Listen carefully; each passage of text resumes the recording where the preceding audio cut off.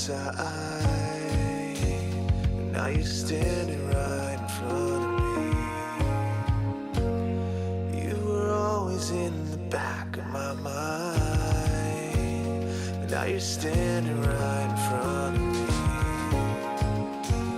me. You were always on the other side, and now I'm searching for the air to breathe. You were always in the back of my mind, always knew you were the enemy. Doesn't the cactus flower need time to bloom? I think I found you in a cartoon, with a crooked hat and face like a moon. You share your flowers with all around. I look at you, cause you seem found. Close your eyes, hear that sound.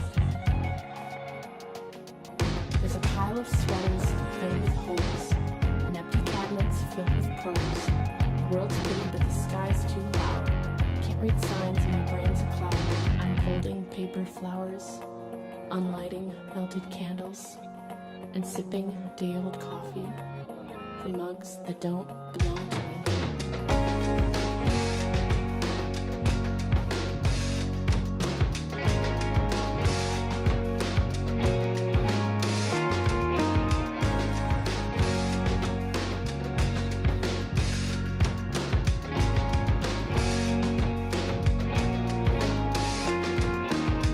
Run it up, run it up, run it up. Not much time, gotta press my luck. Run it up, run it up, run it up. Living my life, gonna call your bluff. Run it up, run it up, run it up. Not much time, gotta press my luck. Run it up, run it up, run it up. Living my life, gonna call your bluff. Run it up, run it up, run it up. Not much time, gotta press my luck. Run it up, run it up, run it up. Living my life, gonna call your bluff. Run it up, run it up, run it up. Not much time, gotta press my luck. Run it up, run it up, run it up. Living my life, gonna call your bluff. Run it up, run it up, run it up. Not much time, gotta press my luck. Run it up, run it up, run it up. I'm searching for you. Run it up, run it up, run it up. You were always in the back of my mind. Run it up, run it up, run it up. Always living my life.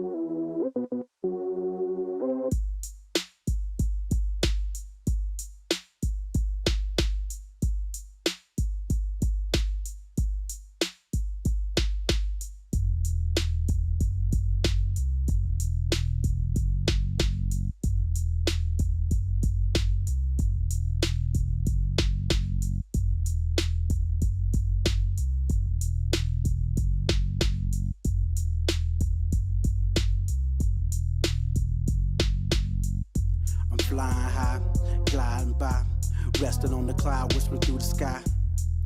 I made this shit for you and I'm living by that do or die. Do you wanna ride in a caddy and chop it up? I got the sauce, just need the bread so I can sop it up. Say it ain't easy just to pock it up, cause we ain't pock enough, nah.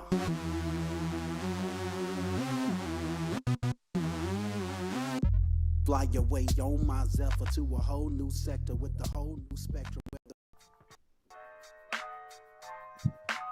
I would like to be traded to any other team but the New England Patriots. Big brain predictions. That's all I got. Take it off, sir. The Washington football team beat the Steelers. Right. And that person. EDP. Yes, but if you lose this game, I firmly believe we do not need to make playoffs. So Don't you ever disrespect me.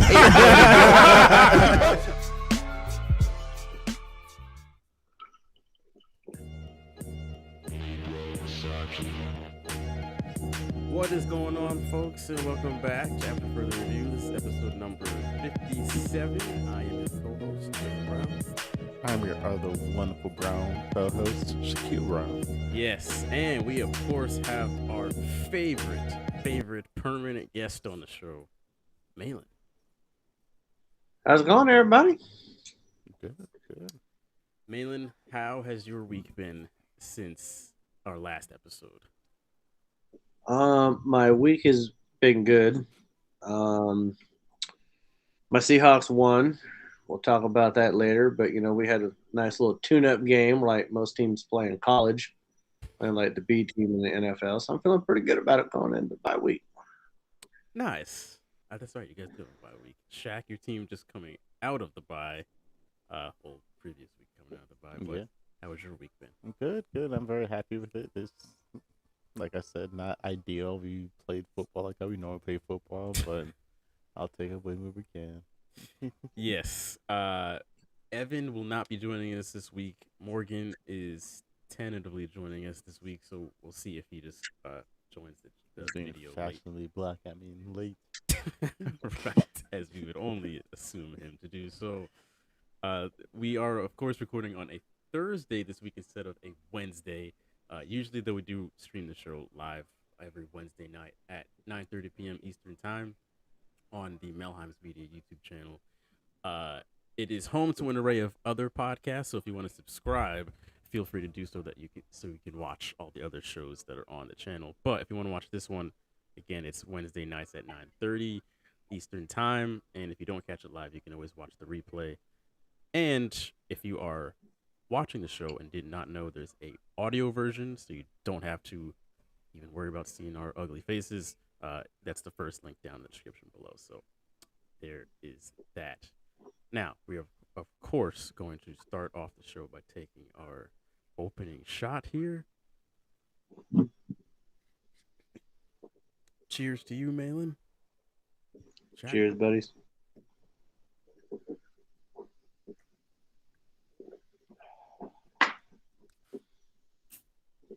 Still very smooth.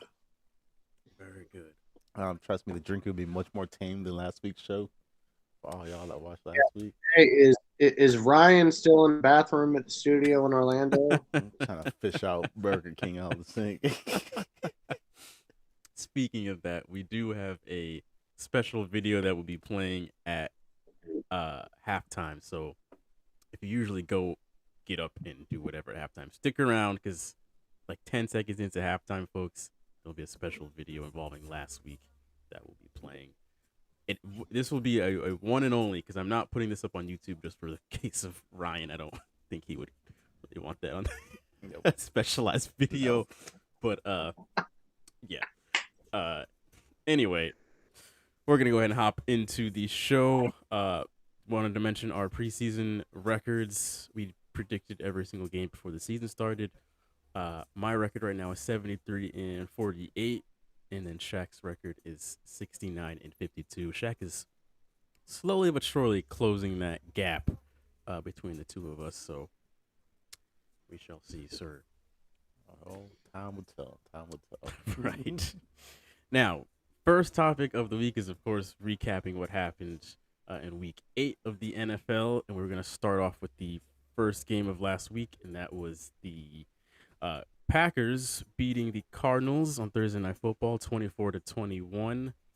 Shaq, how impressed were you with Green Bay defeating the only undefeated team in the NFL at the time? I was very impressed. I'm very happy. But I mean, granted, I did kind of want them to see how far they can go with the undefeated record. But as you can see, clearly for my team last season, the undefeated records clearly don't mean anything. So. I mean, give it to them for the sake of A-Rod. It's coming week. So. Malin, what did you think of Green Bay? Impressed? I mean, listen, man. Here we go, baby. This is a Seahawks comeback, okay? So Arizona has exactly one more win right now after 8 weeks than they had last year, and the wheels fell off the wagon. What happened? Watt got hurt, which that was a devastating shoulder injury, like the way that he fell the week before. Murray has a sprained ankle, probably isn't going to play this week, might not play for the next 3 weeks. And then you have Aaron Rodgers coming into town, COVID self, no receivers, has to take a time machine to go back in time to throw touchdown passes to Randall Cobb to win the game. I mean, it was vintage everybody hating on Aaron Rodgers and him doing what he does best, which is shut people up. And so, I mean, listen, Murray, everyone's favorite MVP stud, no touchdowns, 2 interceptions, 49 quarterback rating, QBR. I mean, he was bad. Like the whole team wasn't good. And Rodgers didn't even really have to play lights out to win that. I don't even think he had 200 yards passing. And so it was just one of those games where everything went their way. And this starts the second half trend of the Cardinals being the Cardinals. Or watch it.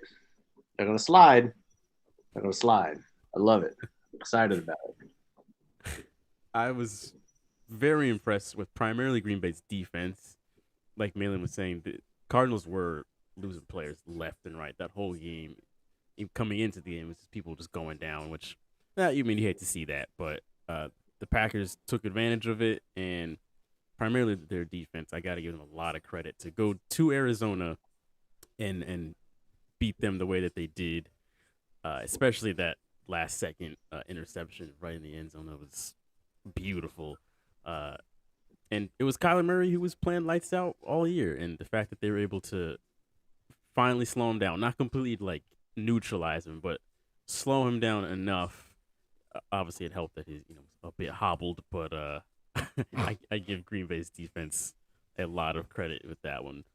And then, did AJ Green effectively like put out a press release for his retirement in the middle of that route at the end of the game there? Like, did he just retire? Is that why he stopped? Like, I still don't understand what happened on the last play of the game. Like, he was running around and he was like, you know what, I quit. Yeah, I don't know what that was. It just very, very strange. By the way, if there was like, you know what, my career's been good enough, I'll be all right. Right, just right then and there.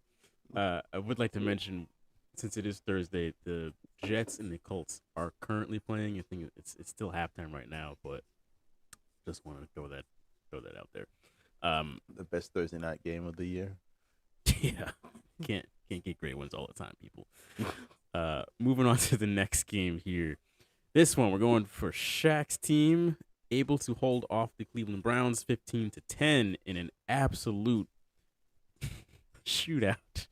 Shaq, was this more about your defense or was this more about Cleveland's lack of offense? I just want to say lack of offense. My thing is leave it up to us to leave every game close.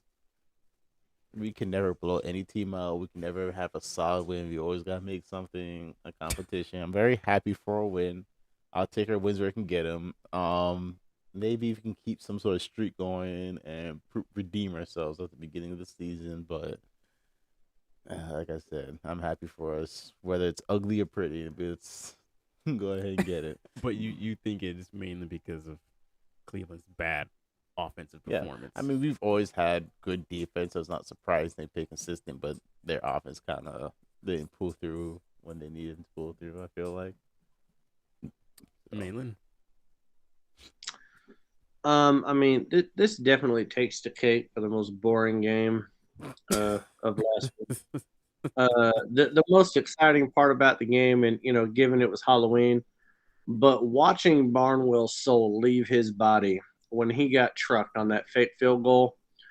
I'd never seen a man get tossed like a stuffed animal, like 15 yards out of bounds, the way that he did. Like, I thought he died. Like, I swear to God, I thought I was watching a Ghostbusters movie, and I literally saw the body fly, and I thought I just saw a spirit just stay right where he got hit. It was a crazy. I texted you about it, but you were at a pumpkin patch, like doing Halloween stuff. Uh, but that was crazy. But no, I mean, like it'd be more entertaining to go to a playground and watch a couple girls play patty cake. Like it was just boring. You got Baker Mayfield getting trucked out of bounds on a late hit and running 20 yards up the field trying to hype the crowd up. And then what does he do? Like throw an interception or something like that? Or no, it was a fumble like 3 plays later. Like, shut up, Mayfield. You literally threw OBJ got one pass for 6 yards. Geez. Like, boy, is that guy falling. So no, it was boring, but give props to Pittsburgh. They pulled it out. They got revenge for last year's playoff ass whooping. So Some of us are still trying to forget that. I'm not. I'm gonna bring it up every time I can. You can go ahead and bring up the Seattle and Steelers game too later this season. You want to stutter some more when you say that? G Money in the chat. Shout out to G Money. He says, I believe it was a combination on both bad offense and Pittsburgh playing better defense and just closing the Browns down. I 1000% agree. Took the words out of my mouth. I say it was more like 51% good Steelers defense, 49% bad Browns offense.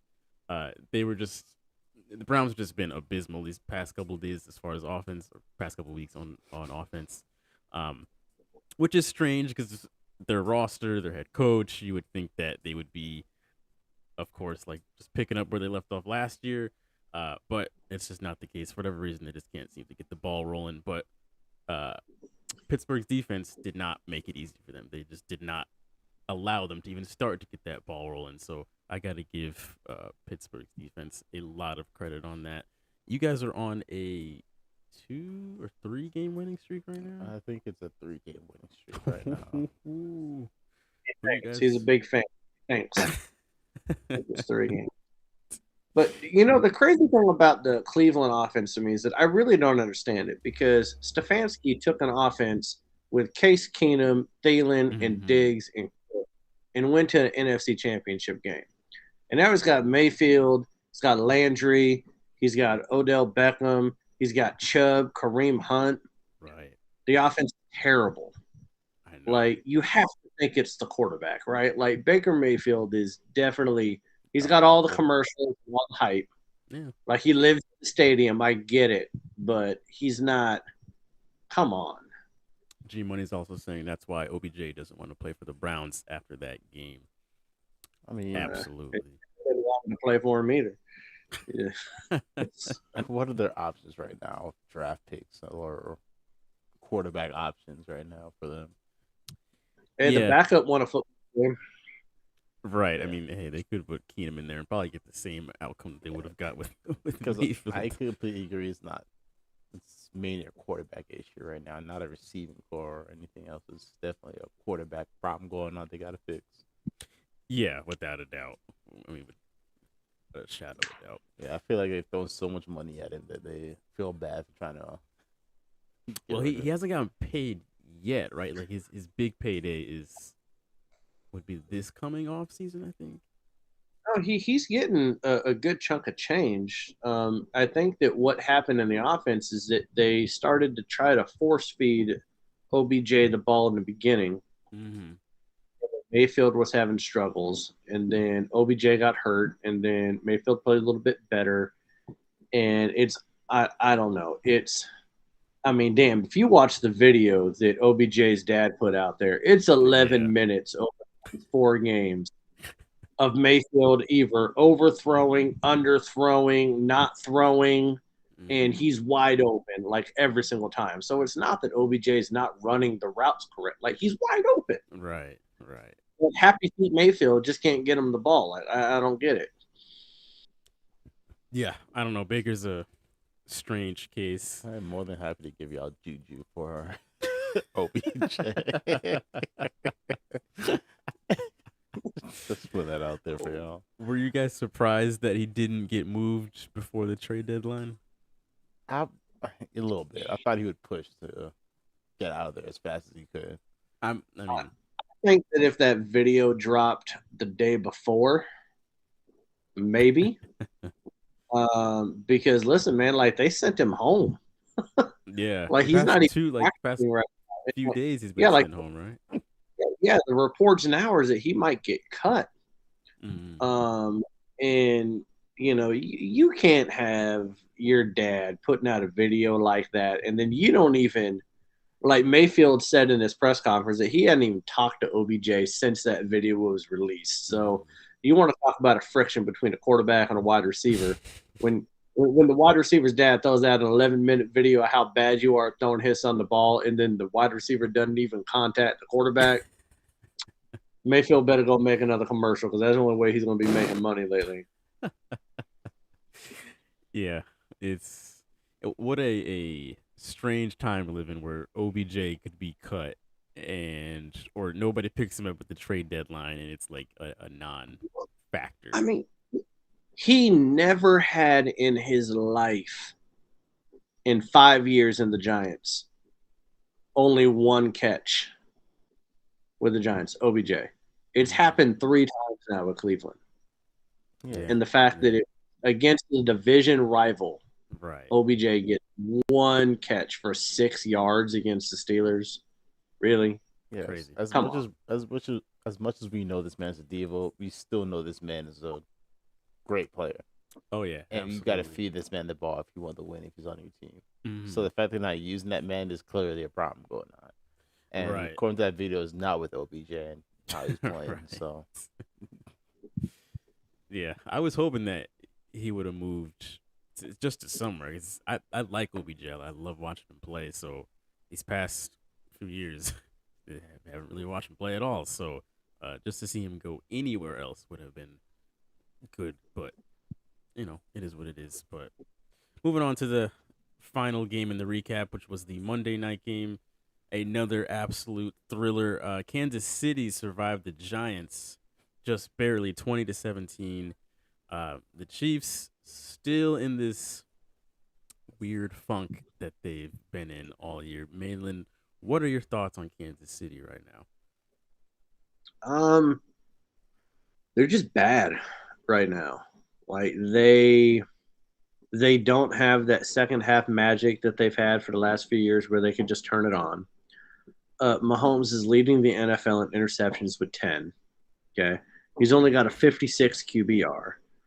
And the fact that now I know that the Giants are technically Evan's team, even though I think he's more of a Ravens or a Chargers fan. I can't keep up with who his favorite team is, but I know he said he likes the Giants.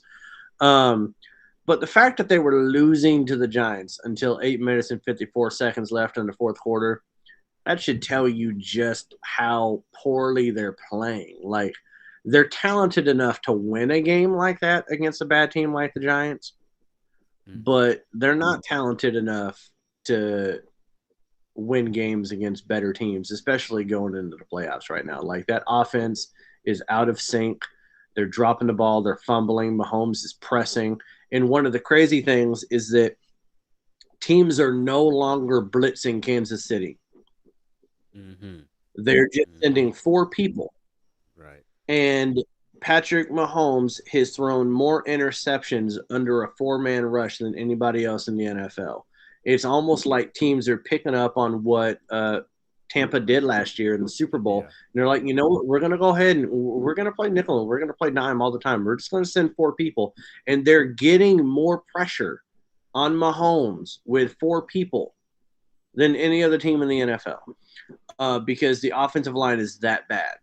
And so they're getting pressured with 4. Mahomes is running for his life. He's trying to press because the defense is terrible. You got Tyrann Mathieu sending out tweets saying, eventually I'm going to find the ball again. It's like, how many millions of dollars are they paying you right now?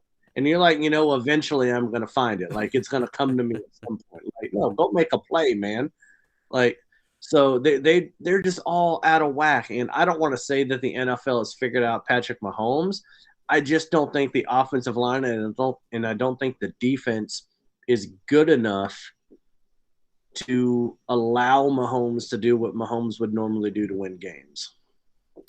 Yes. Shaq, what are your thoughts on the Chiefs right now? Oh, this is a game that should not have been as close as it was. And like Malin says, they only took the lead up until towards the end of the fourth Right, quarter. So the right. fact that it took them so long to figure out what the hell was going on against, I'm sorry, Evan, but the Giants of all teams, what are they gonna do come Tampa again against these other elite teams? Right, right. Heaven forbid they make playoffs. What are they gonna do this first round or two during playoffs against these real competitive teams? Mm-hmm. This isn't the defense got to step up. G Money, like G Money says, they got to find a way to create a running game from Mahomes if he's struggling Yeah. this much in the passing game. So it was like they just got a lot going on they got to fix. And Yeah, but Edwards has to hold on to the ball to have a running game. He has like 4 fumbles this year sure, in 8 sure. games. Like I said, as much as they won this game, it still shows the flaws in this team. So Yeah, they have a huge turnover problem from everybody. Really, it's not just Mahomes. It's Kelsey had a fumble last game, like you were saying, Malin. That Edwards, he seems to fumble the ball constantly. But they still they need to figure out a way to safely run the damn ball on a regular basis because Tampa gave that blueprint for the rest of the NFL on how to expose the Chiefs offense. And like you were saying, it's just drop back and just make sure you glue Tyreek Hill, glue Kelsey, and force him to throw the ball. And as we're seeing, it's just incomplete, or he's going to turn the ball over, and it's just constant. Doesn't seem to I change mean, up at all. I heard a stat the other day. I think it was either Monday or it was yesterday. Marcellus Wiley on FS1 said that the Chiefs right now, 1 out of every 4 possessions, they're turning the ball over. Jesus. How do you win a football game? Right. The fact that Turning the they're ball even over right now at 4-4 is 5% of the time. mhm. It's insane. yeah. And this the turnover thing, I didn't see that coming, but I did call this before the season started. I do remember saying that I think that we're gonna see not the Chiefs just crumble, but they are not gonna be the same Chiefs that we're used to, especially because of usually the team that loses the Super Bowl we've seen historically. They do not do very well following that. But yeah, I did think that the Chargers were going to give them a legit run for their money in battle for winning that division. I did not expect the Raiders to also be in that mix now. But yeah, it is not going to be easy for the Chiefs to just steamroll through that division like they had these past few years, and just goes to show making a dynasty like that is not easy at all to stay at the top for several years consecutively. I mean, not everybody can be Tom Brady. Not Right. everyone's going to eat avocado ice cream. Okay. Right. And like everyone thinks that anytime someone with a young quarterback wins the Super Bowl, they're going to be a dynasty. They thought the Seahawks were going to do it. We Right. lost to Brady. They thought the Chiefs were going to do it. They lost to Brady. I mean, Mhm. at some point, I'm not going to talk smack about Brady anymore. Otherwise, he's going to play until he's like 100 years old. Um, but I mean, it's so much harder to build the dynasty than what people take credit for. And, Mhm. it's just the window closes faster than it opens Yeah. in the NFL. And you look at the quarterbacks in the NFL right now, 75% of the great young ones are in the AFC. That wasn't the case when Brady was running the AFC for 20 years. It was just him and Manning never had a defense. So it's going to be a lot harder for Mahomes to keep building on that resume going forward the rest of his career. Yeah, it absolutely is. And the fact that they got exposed in this last Super Bowl, and everybody, we all know that, but the Chiefs still do not seem to change their game plan. It's like, if you know that you've been kind of called out here, you would think that you'd try and at least switch it up somewhat or disguise some stuff, but it's just the same They thing. just don't know how to, because their whole Andy Reid. team is built around that one play style. So it's kind of like So sitting around is like we just don't have the weapons to change your offense around anymore than what it is. I see what you're saying. Yeah. And the biggest thing that makes me know that Mahomes is still Mahomes is there was one play in the game where he was running to his left, and I swear to God, he bent down like down to his knee level and threw a sidearm pass like he was a shortstop in Major League Baseball. And it went through two defenders for like 15 yards. And I was like, that's the most ridiculous thing I've ever seen. Mm-hmm. Yeah.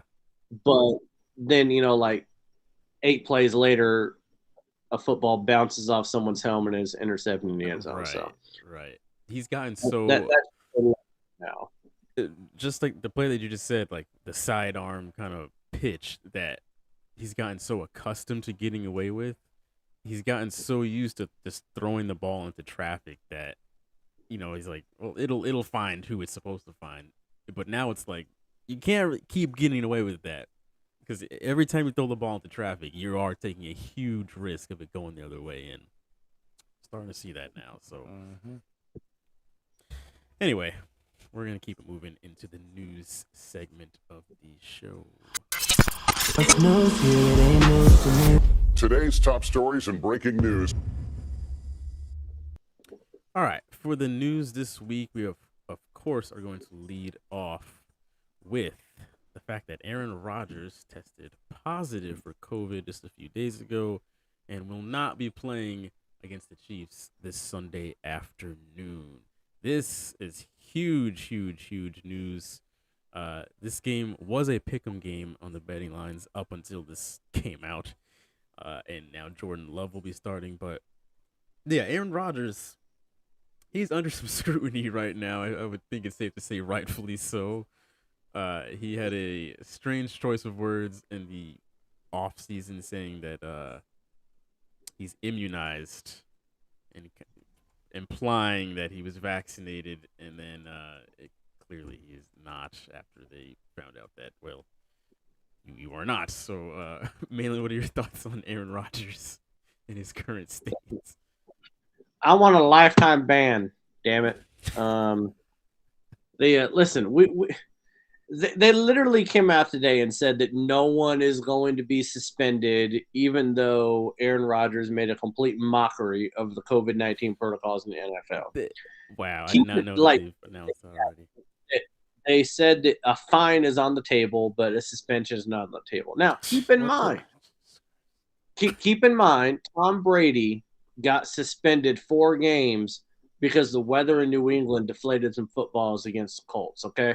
So they suspended the greatest quarterback of all time for deflated footballs, but you have Aaron Rodgers saying, ask a question, are you vaccinated? Yeah, I'm immunized. Right. It's not just saying immunized. It's the fact that he said yeah before he said it. Literally telling people. The craziest thing is that the NFL says, you know what, we're going to launch an investigation. We're going to see if he broke any of the COVID policies, right? All they have to do is watch ESPN. Every goddamn interview he's done with the media, he hasn't been wearing a mask indoors, press conferences. What else do you need? Literally should be wearing a mask if he's not vaccinated when talking to the media.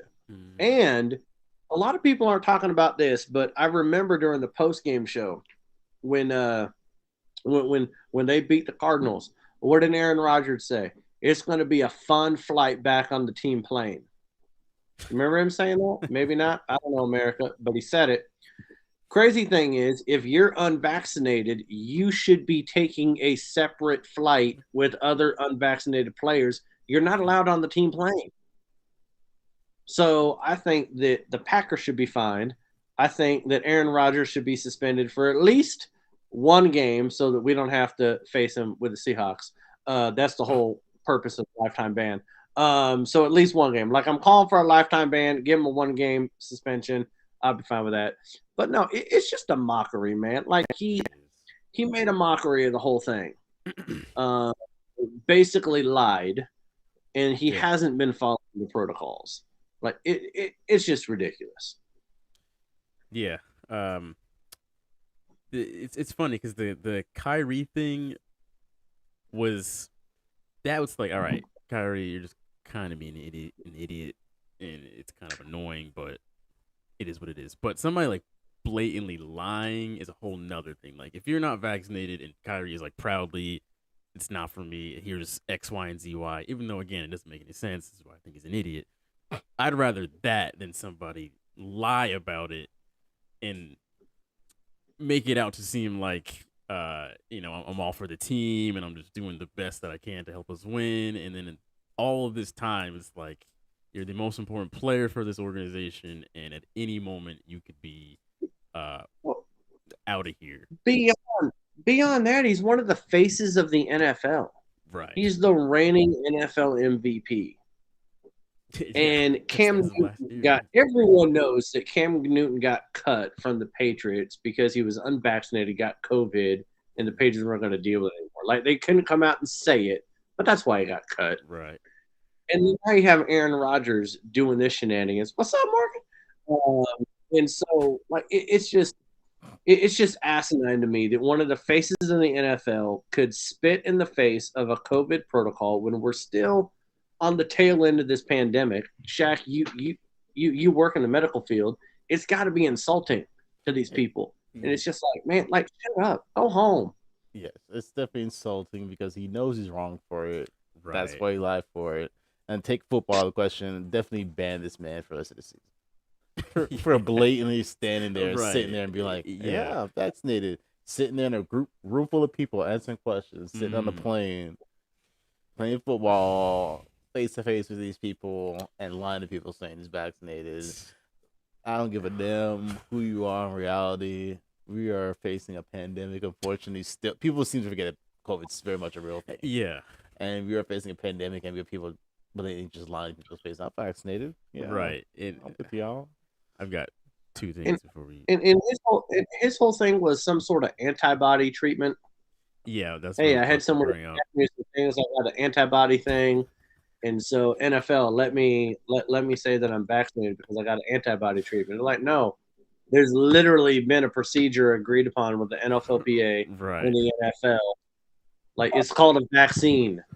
Like, that's what I was going to bring up, that he came up with this home remedy with God knows what witch doctor. Mangoes and avocados, just rubbing on. Right. and presented it to the NFL like, okay, like, I'm good, right? This counts. And they basically told him like, hell no.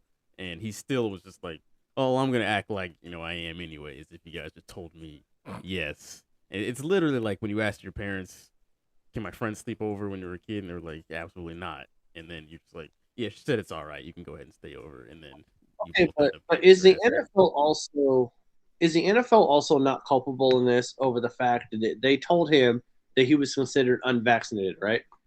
You think the NFL has not seen his press conferences indoors with the mask? Like, they have not seen him do a single press conference all year. My thing about that is people like just find him. It's like, yes, what are you finding this man? How much money does he make a game? Right. To him, it's kind of like, we're going to find you $20,000. This man's making more than that a game. So the fine really means nothing to these guys. What really matters is guys don't make them play. Right. Take games away, take draft picks away from the team. Yes. So now they look back to their fellow team members, because guess what? Now the team's suffering because you ain't playing. Right. Now you look like an ass for. Right. Yeah. He loses a heck of a lot more money being suspended than he does getting fined, because if you get suspended and you lose games, you lose those game checks. And he's upwards of $34 million a year. You divide that by 17 games. That's a lot more money than just getting fined. So the fact that they're probably going to fine him and let him play, like, come on, NFL. Like, how serious do they really think this is? If they blatantly were letting him get away with it the whole time. Last thing I want to say before we move off of Rodgers. This is a long time, probably like 5 or 6 years ago, but I used to work at a place where I had a coworker that looked just like Aaron Rodgers. Like, people called him like, oh, it's A-Rod. Like, it was kind of like a joke. But the weird thing was, this is before I knew more about Aaron Rodgers, like, personality and like how everybody knows he's pretty smug and like smartest guy in the room type of dude. The same guy, this is like 5 or 6 years ago, had a very similar personality. It's really weird because they like mannerisms, everything, just very like smartest guy in the room. And I remember meeting him and thinking like, it looks like Aaron Rodgers, and I'm like, is this what Aaron Rodgers' personality is like? I don't know, two different people, but it's just kind of strange to think that they look the same and acted the same. What was this at Starbucks, Jalen? No, this is a customer service thing. Oh, okay. I was about to have some fun with that. No, but Aaron Rodgers is very narcissistic.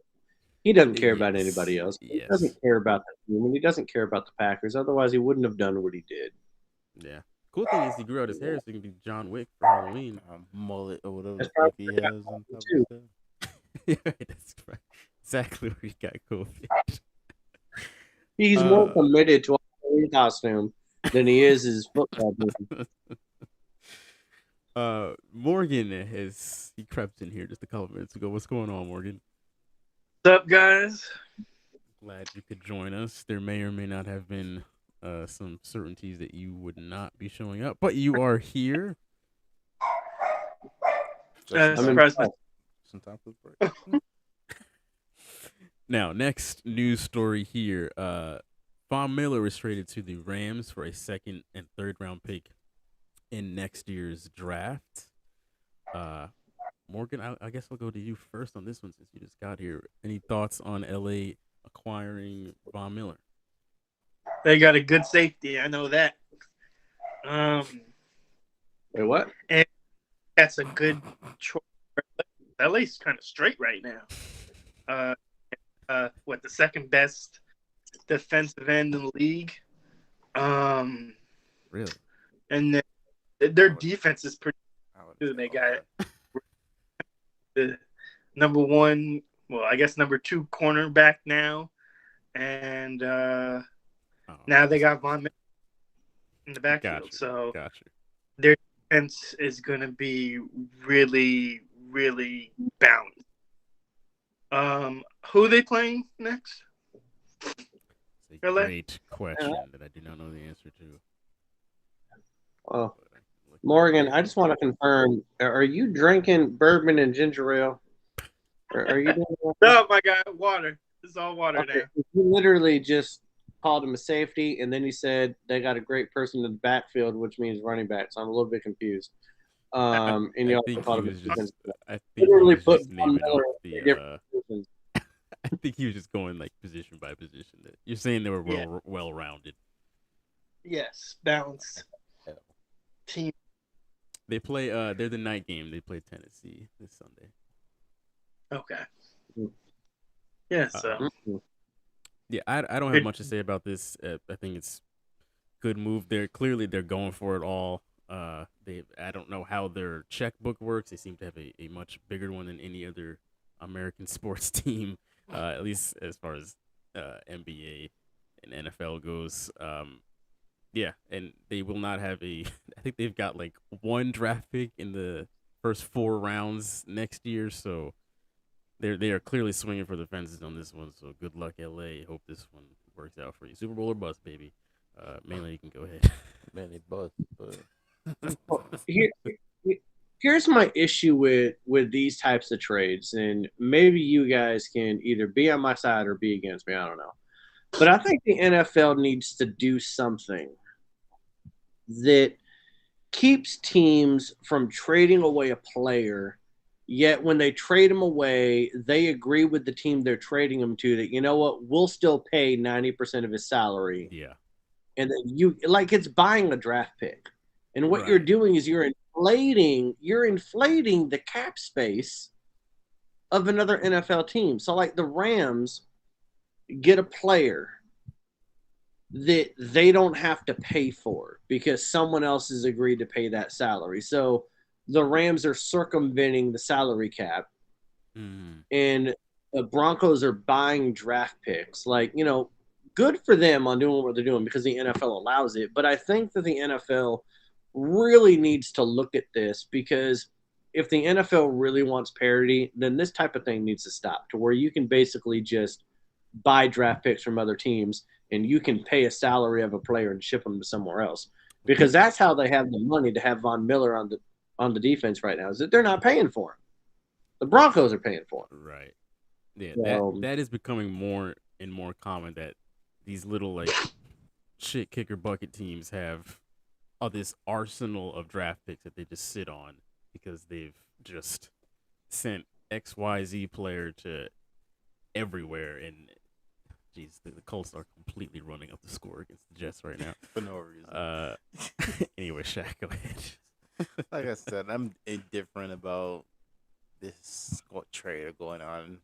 I feel like these teams will sit almost to a degree the same spot they did this year, next year, and the year after that, after all these trades. But like I said, this is why these few years from now we wonder why, man, this team's really stacked. It's because of shit like this. They got these fancy ass trades and people moving up, having all these picks going on. So, like I said, indifferent. Yeah, I mean, I don't think this makes any big difference. I mean, it's Von Miller. When was the last time you heard his name outside of being hurt for the whole year? Speaking of, but Von Miller now has Aaron Donald in the middle, so it's not like he's even going to take pressure off the other side. It's that people they're triple teaming Aaron Donald in the middle. And so if Von Miller can just stay remotely healthy, he's going to be an impact player. Like he's going to be good. He's going to make plays. I don't think it necessarily makes the Rams so much better than what they already were. They were already Super Bowl contenders. But I am glad they keep shipping off draft picks, though. So even if they, go to the Super Bowl and lose this year, they're going to be terrible in a couple of years down the road. That makes me happy as a Seahawks fan. Yeah. Speaking of hurt, Derrick Henry injured his foot against the Colts, and now will be out for roughly 8 weeks or so. It sounds like there's a very good chance he can miss just the straight rest of the year. Shaq, what do you think about Derrick Henry? I mean, if he's missing 8 games out in this process, just have this man sit the rest of the season at this point in time. What are you rushing him back for at this point? If they're estimating 8 weeks, it's gonna be at least 5 to 6 weeks before we even start talking about seeing him again. So by that time, things are gonna be very much decided for a lot of teams and where they're falling. So just don't. I would hate to see them rush this man back to get him back in, just for him to re-injure himself because he's fully healed. So because that's your everything right there. Yeah. Malin, what did you think about this? Other than it fucking one of my fantasy teams, not too happy about it. No, I mean, I guess the only reason why you would try to get him back after 8 weeks is that the Titans are still sitting in a pretty good spot in the AFC to where they can still make the playoffs. And in the playoffs, a running game matters. And I know we'll talk about Adrian Peterson a little bit further on in the show, but that man isn't going to last into the playoffs. So if he's healthy and you can get him back in the playoffs, then I would go for it, because the simple fact of the matter is that the shelf life of running backs is not long. And they've already been wearing the hell out of Henry's body for the last couple of years. That window for them to go deep into the playoffs and trying to make a Super Bowl with Derrick Henry is like that bruising back. It's not a big window. They're not built to sustain like maybe someone like Buffalo or Kansas City or the LA Chargers or whatever, because they got Tannehill at quarterback and they got an old Julio Jones and Andrew Jones is there. He's a good wideout, but Derrick Henry runs that offense. And if he's starting to get hurt now, it's just kind of the tail end of where it's going to start to go downhill. He's going to start getting hurt every single year. So if you can get him back and make a deep playoff push, I would go ahead and try it. I just don't see him being the same person he is like 2 years from now. Yeah, like you said, that window closes very fast. It's kind of a miracle that he's been able to sustain this high level of play for just these past few years. So I mean, unfortunately, it's kind of inevitable. But yeah, you do make a good point that if, like, let's say them and the Colts come down to like last game of the season, just like they did last year, I think, winner wins the division, goes to the playoffs. I could see them being like, all right, you're good to go, you're 100%. All right, we need you to play. Yeah, Because they're gonna put him in the got a game shot. regardless of what's going on. If that's what it comes down to. Yeah, if other than that, if they are like a couple of games back, please don't rush this man back for no reason at all. Morgan, your thoughts on this? If they lost their best running back, well, honestly, probably their best player, and I Well don't see said. them. So, and I don't think you should rush the injury. Just I think they should just keep him rested until next season and build from there. Well, let me ask you. Let me ask you guys this, just really quick, Shaq, because the Colts, they got Carson Wentz. Mm-hmm. Do you really think Carson Wentz is going to be making enough plays the second half? Stop watching the Jets game. They're playing the Jets, okay? He looks like an all-pro when they're playing the Jets. But do you really have faith that Carson Wentz is going to guide a Colts team to really make up all that ground on the Titans? You really think the Titans are going to implode that without Henry? Yeah. I think both teams are gonna kind of implode. Like, I think it'll just be close because they're both not gonna do very well later down the stretch here. Carson Wentz, who knows if he's gonna be available come the last 4 or 5 games of the season. And then the Titans, I think they'll just be very 50-50 every game. They'll just lose one, win one, lose one, win one for. We're gonna see how much that team really depends on Henry being there as part of the offense to thrive. Because there's running games gonna go to probably non-existent after that. So, man, you better put some respect on Peterson's name there, Shaq. Come on now. Old man Peterson. On that same note, they did sign AP to pick up some of the slack in King Henry's absence. Okay. Shaq, what do you think about AP? He's almost right up there with Ryan's picks of Fitzgerald as when it comes to players. It still amazes me in running back years. Adrian Peterson still astonishes me with still seeing his name circulating in teams. It amazes me that he still plays football. He might be still good. Okay. I would give that man about 5 carries a game before I was like, all right, go sit down. He was with Detroit last year. That was his last stop. Yes. Yes, it was. And he was splitting carries. Now, I will say this, okay? Peterson right now, because they said he stayed in shape, he could probably give the Titans about 5 good games, okay? If he gives the Titans 5 good games the rest of the year, and let's say they win 3 of them, right? You're still setting the Titans up to have a winning season, and I would still trust Adrian Peterson staying healthy over Carson Wentz. I saw Carson Wentz limping after like the 3rd play of the Jets Indianapolis game. I don't know why he's still out there. So I mean, he's clearly going after the all-time NFL rushing record. That's the only reason why he's coming back. But if he could just give him 5 decent games, just 5, just get a little bit of pressure off of Tannehill, and help him win just like 3 or 4 games down the stretch. I think that would end up being a good investment for the Titans. I don't think he's going to go rush for 1,000 yards, Shaq. I don't think he's going to do that. But I think he can be serviceable. It's lost.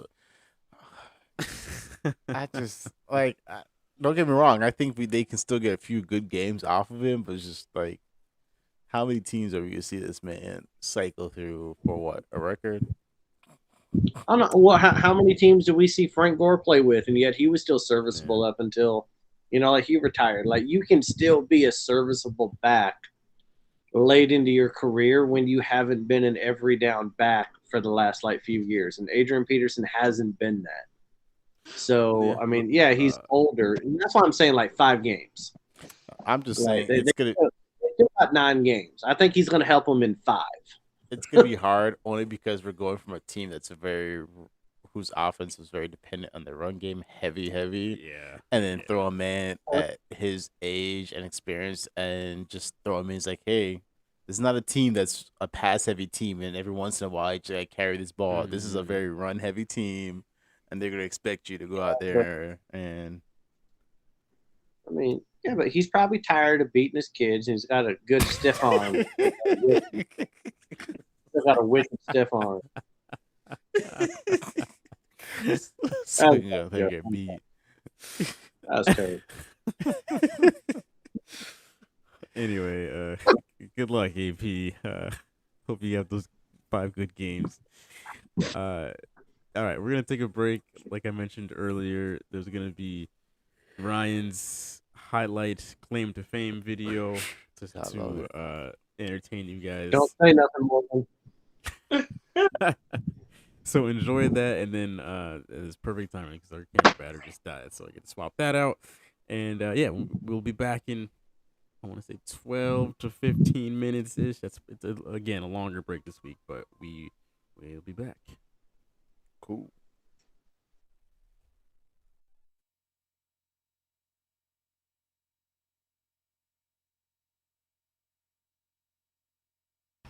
Love it. Morgan, don't cry.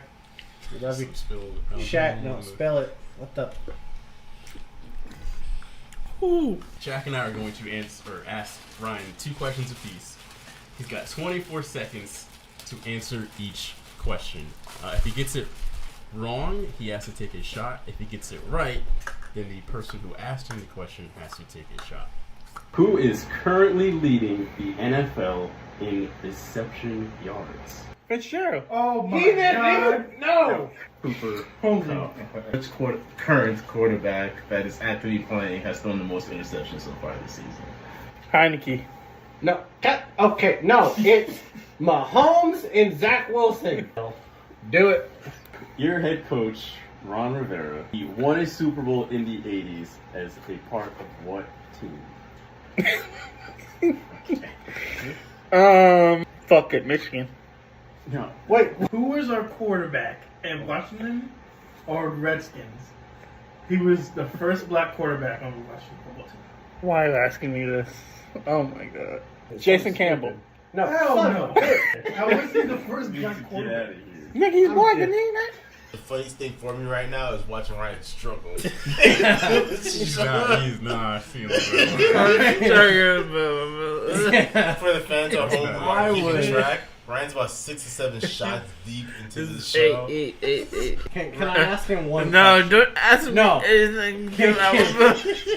anything. Listen, the man had a bunch of turnovers. Okay, he had 5 of them. What's wrong with you, Ryan? Ryan, no. He's sweating. More. He was playing at Florida It doesn't matter if I was at FMU, if I was at FMU, No. Taste it. or Todd. Morgan. It didn't work out. I had like about 6, 7, 10. Tennessee Titans. Ryan, I just need you to drink this. Morgan, please continue. Don't Ask the continue with question. that. No. Tennessee. Okay, they hurt Patrick. So, but ever since then, help him. The Any thoughts on this? I'm going straight to Shaq on this one. Actually, Davis. No, wait, Ryan. We're going to Shaq on this one. Ryan, we're going to Shaq, man. Anthony Davis was basically No. Shut the fuck up. Sound like you're on laughing And I hate to say it that the Cardinals are for real, and it doesn't matter that they don't have Watt. I think. Good choice, man. I think. Okay. Take my headset off. Please don't. Thank you. And please don't knock over the camera. I can't. I'm sorry about my twin. He's. No, Pink Panther. No, you can't hate him with Hopkins.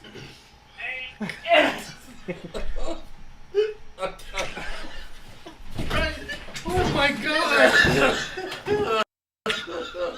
I'm gonna fucking open it. I got this. Alright. Yeah. Oh god. Ryan, do not move your feet. Just stand up. I don't like. None of you were concerned about Ryan. We are, but we're waiting till after the show. We're waiting for after the show. I gotta check on him. It's quiet right now, and it's okay. We're almost done. So. Yeah, well, quiet might mean dead. We're not gonna jump that out there. Quiet might be past somewhere. He might be past Past there. Go look at that.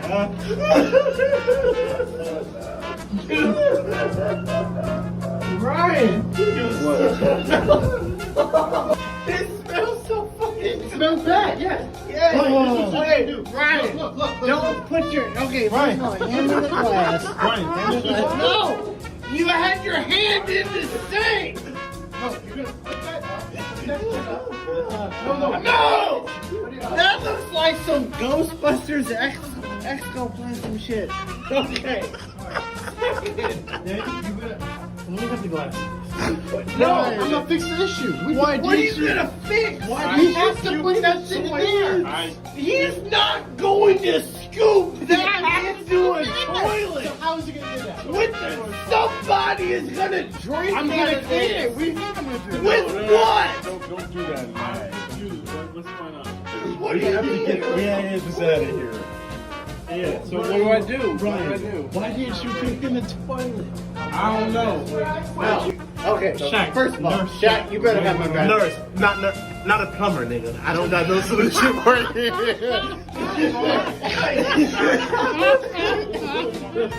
man Colin's singing into the song. I might have had too much.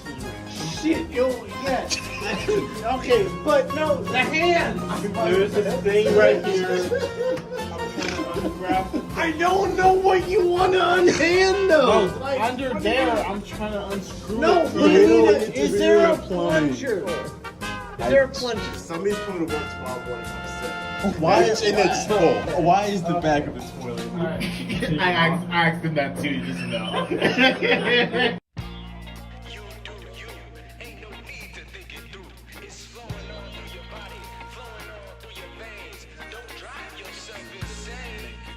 Big Ben of Roethlisberger put as number 4.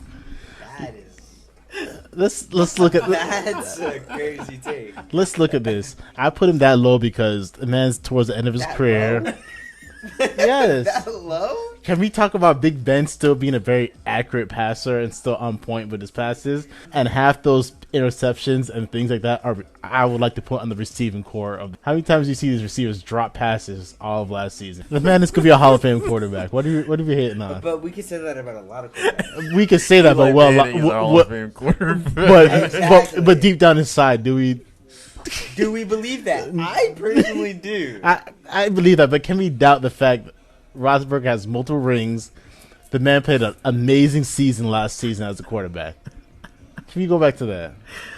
No. All right. Y'all mad fucking disrespectful for no reason. We're having no more guests on the show. Last man standing wins. Team Sonor is the 12th pick. Just that fast. Going back in. Who's going next? Pick 11. Team Nestor goes. Let's get these out of the way. It's a methodical process. Team Johnson goes next. Pick number 10. Didn't even care to eat it. Who's next? Washington football team, DC. Hold on, technicality. The checks is still on the table. Going back in. Sloth goes. Sorry, Uncle Shaq. Gonna take the paper too. Fair enough. Okay, and then, oh man, Team Meyer. Is he gonna take it? Yeah, he's gonna take it. There it goes. Alright, who's going next? Oh, D+5 off the board. Alright, who's going next? Yeah, the paper does not count.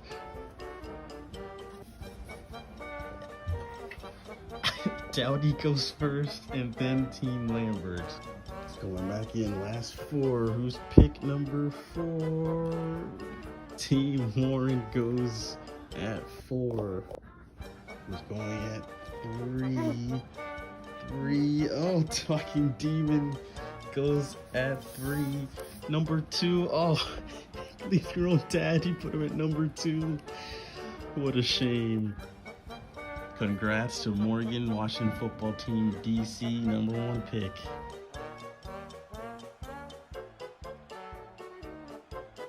I will show. How about this? Here's my bet. I will show up to the bar with the Juju jersey. If we win, I will give it to you, and you have to wear the Juju jersey on the show next Wednesday if the Steelers win.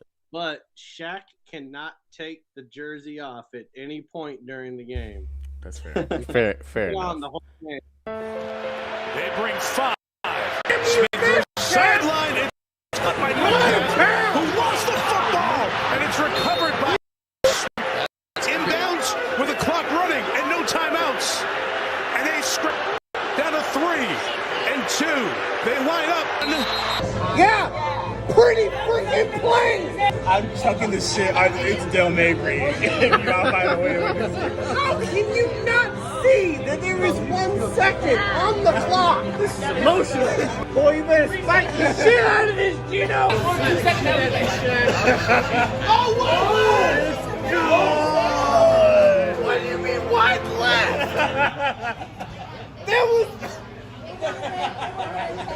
No, he thought we were friends. Yeah, you better fold that shit up.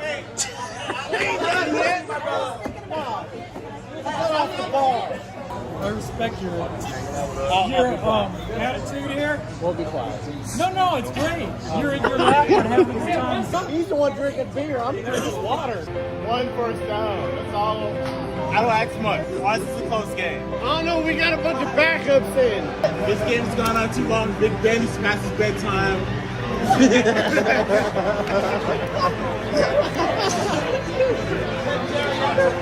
Time your offense sees the ball. Geno Smith will drop deep. He'll pump. He'll take it. Lost the football. Knocked out by 1. Recovered by Devin Bush, who circles the right way. He almost lost the ball, but he's got it at the 16. TJ Watt, you really put it back on.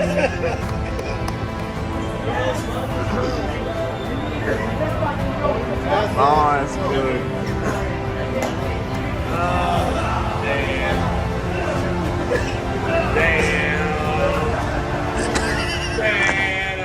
The 10. He threw it down on the floor, but he got to wear it still. He still got to wear it.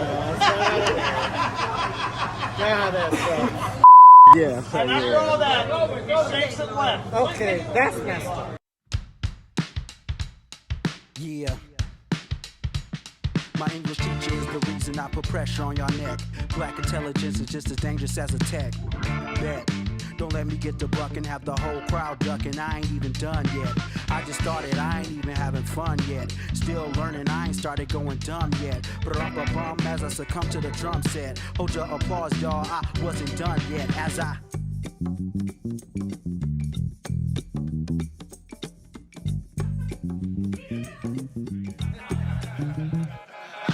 y'all think it's a game, that's just feeding the flame that took a seat in my brain. It isn't keeping me sane, cause don't nobody wanna dance slow in. A miracle finish would have to obviously happen for Phoenix to pull it out. And again, they're out of timeouts.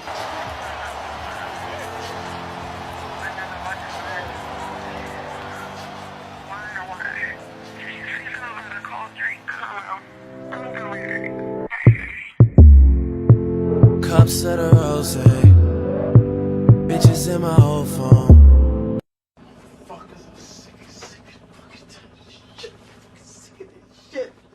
I'm so fucking tired of this shit. Fuck this shit. alone, you motherfuckers! Come on! Come on!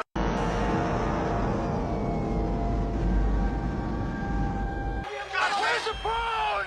Where's the phone? Sergeant, stop! Get the fuck out of here! Tell them to fall back. Tell them to fall back. You're cut off! Do something! Nobody panic. The good news is they can't fire all of us, right? They can. No, they can't. Yes, they can. Oscar, you don't know what the hell you were talking about. Michael, what do you think shutting down a branch is? All right, then we're screwed. Remember to follow the show on Instagram and TikTok at AFR Sports. That's at AFR Sports.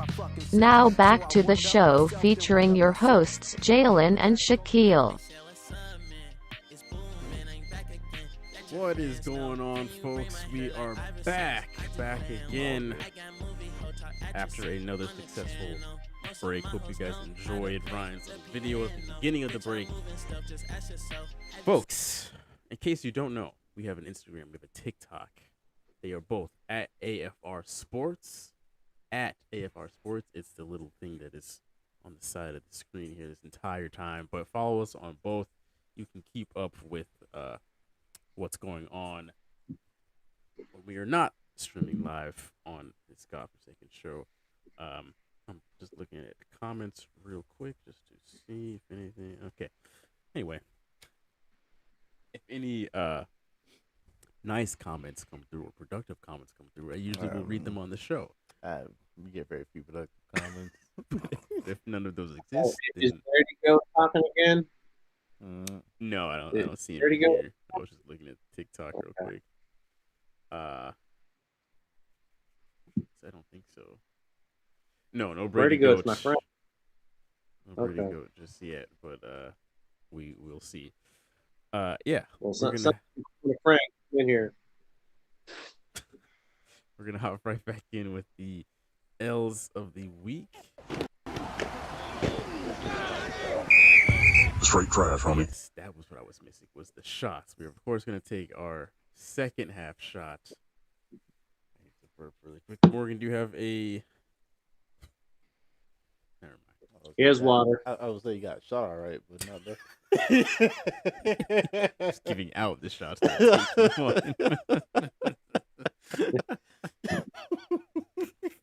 Horrible. Morgan was drinking a lot of ginger ale with a little bit of bourbon last week. So, all right. Cheers.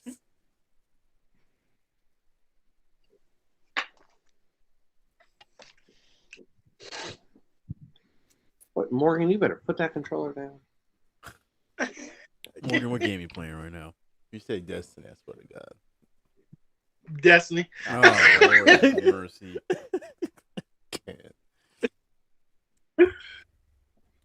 Sorry to be inconveniencing you I'm right now. sure the 5 other people that played Destiny in the world will understand. Moving along to the news of the week. Or not the news of the week, sorry, the L's of the week. Yeah, there's been quite a few. To be honest, we could have put Aaron Rodgers in this segment as well, but figured we'd just consider that as news. The Bucks lost to Trevor Siemian. I'm not gonna lie. Up until he came into that game, I didn't even know he was still in the NFL. But Trevor Siemian beat the Bucks 36-20 something. 27 was the final score. I think I deleted the 7 on accident, but yeah, they beat the Bucks 36. Yeah. Yeah, and Tom Brady he had 2 picks, 1 fumble. It was just bad news for Tampa. Strangely, for whatever reason, I did predict that the Saints were going to win this game before the season started. I'm not sure why, but Tom Brady just seems to struggle against the Saints in New Orleans, unless it's a playoff game, of course. But yeah, I don't know if you guys had any thoughts on good old Trev Sim. It's weird. That's without Jameis Winston. Right, So, Jameis is going to be out for seemingly the rest of the year, which really, really, really sucks. But it's what it I'm is. saying he was having a great season too, Jameis. Weird to say that, but yeah, he's playing pretty well. Did you say great season? I mean, he was playing okay. I mean, great. the team overall has been doing great. But Team was great. Yeah, when was the last time we saw a team do great under Jameis Winston? That's true. But what I'll say is that the Bucks got what they deserved in this game. Amen. And the only reason why I say that is because like we live in Tampa, right? So you jump on social media. There were so many Bucks fans celebrating the fact that they hurt Winston. Stupid. And then you got Simeon coming in there. I mean, he's got the last name that sounds like he should be like some sort of operating software on a PC. And he comes in there and he wins the game. Okay. Now, the Bucks are gonna be okay. All right. The Bucks are still going to the playoffs. They're still gonna win the division. Damn, you know what? Bionic Brady still might make it to the Super Bowl and win it.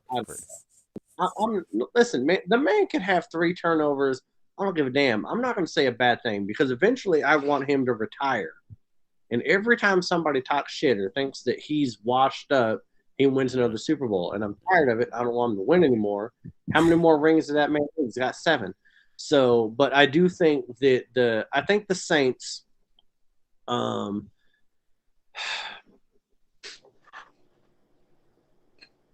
that defense is legit. Over the last 19 games, it's the number 1 defense in the NFL. It's legit. Can they still win some games? Yes.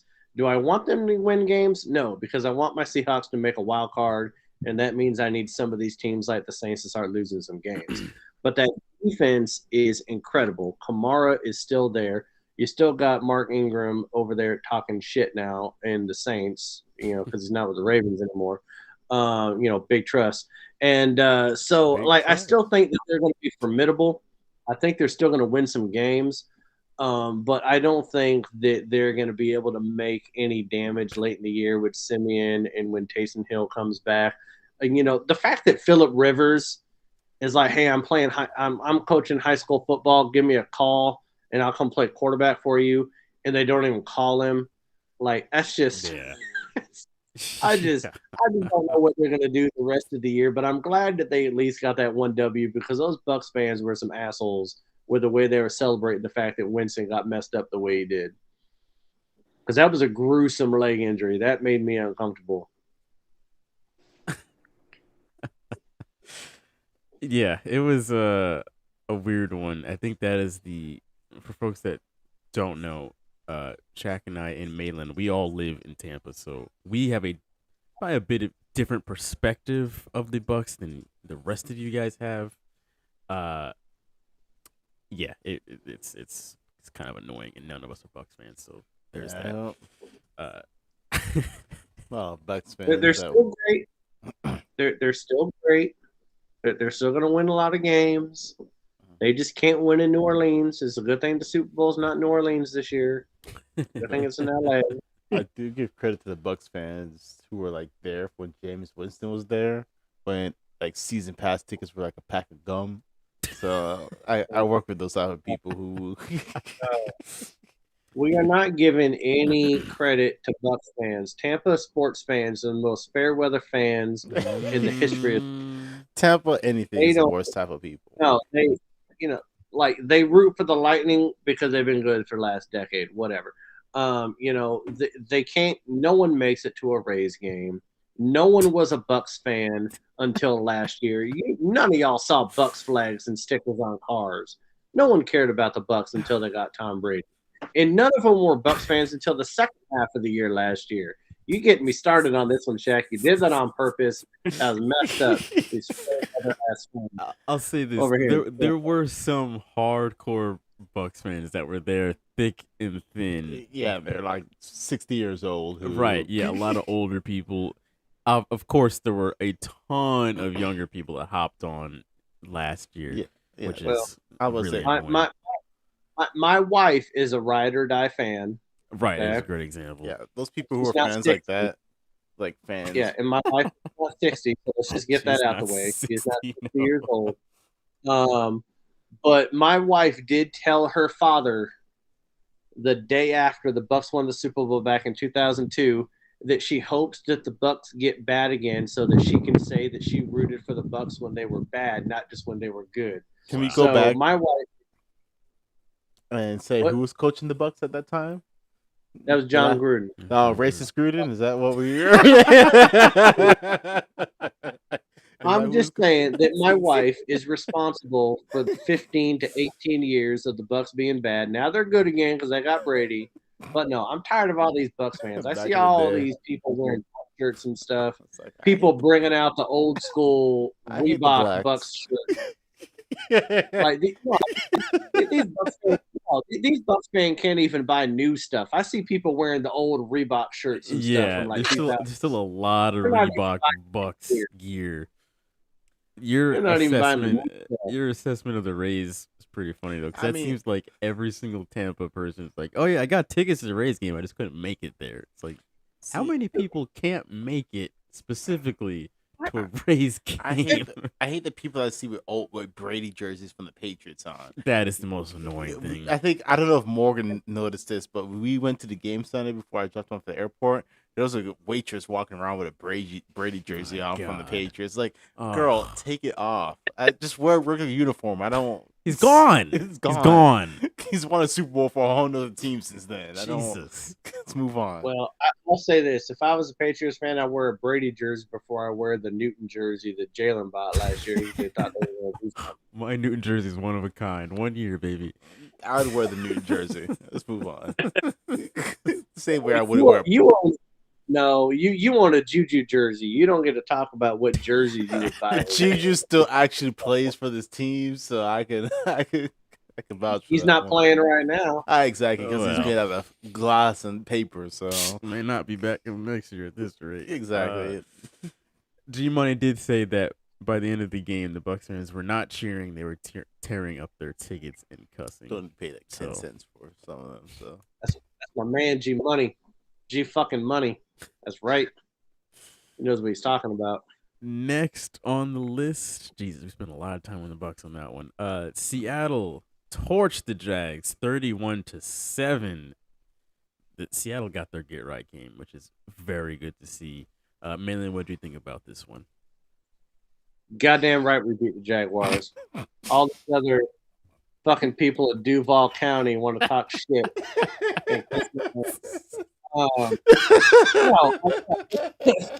This was the epitome of like Florida playing FMU. Like it was a get right game. It was a Division I team playing, a Division II game. You want to know why I know it was? Because Geno Smith was 20 of 24 for 195 yards and 2 touchdowns. If you get Geno Smith 146 quarterback rating, then you know you're a bad football team. Okay?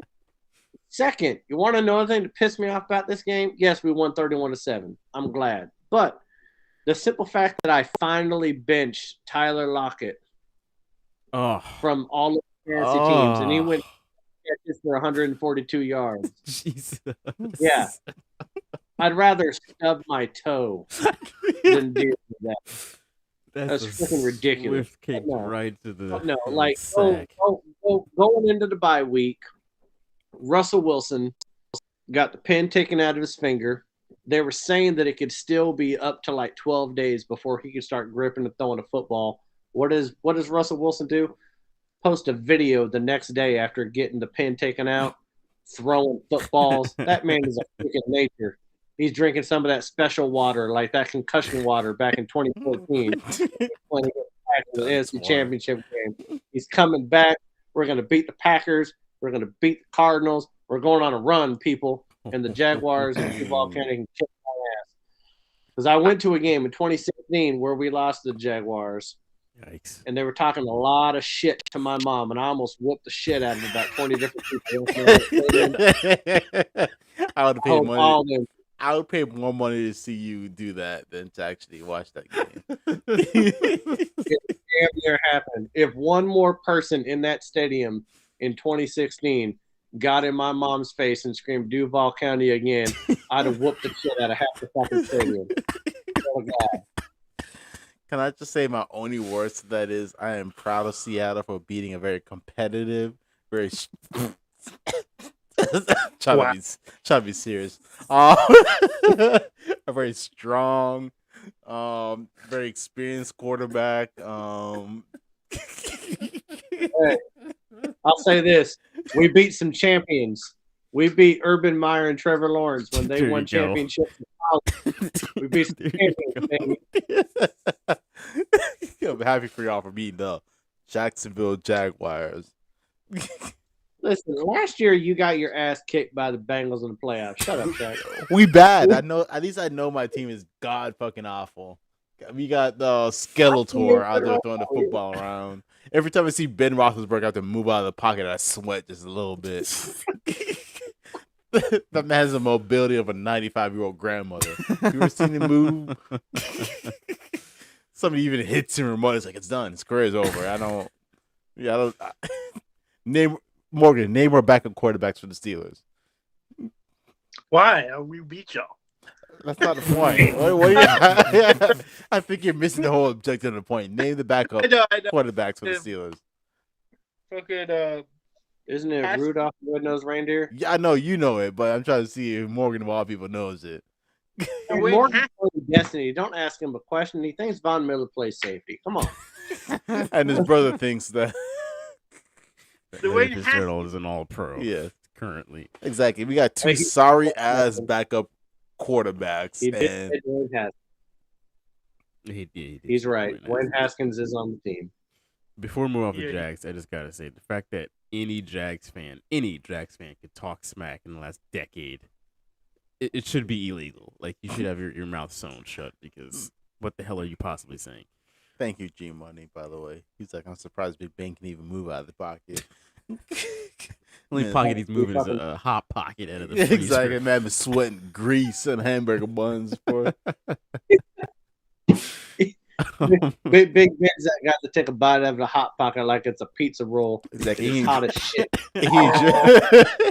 He ain't drinking no Gatorade.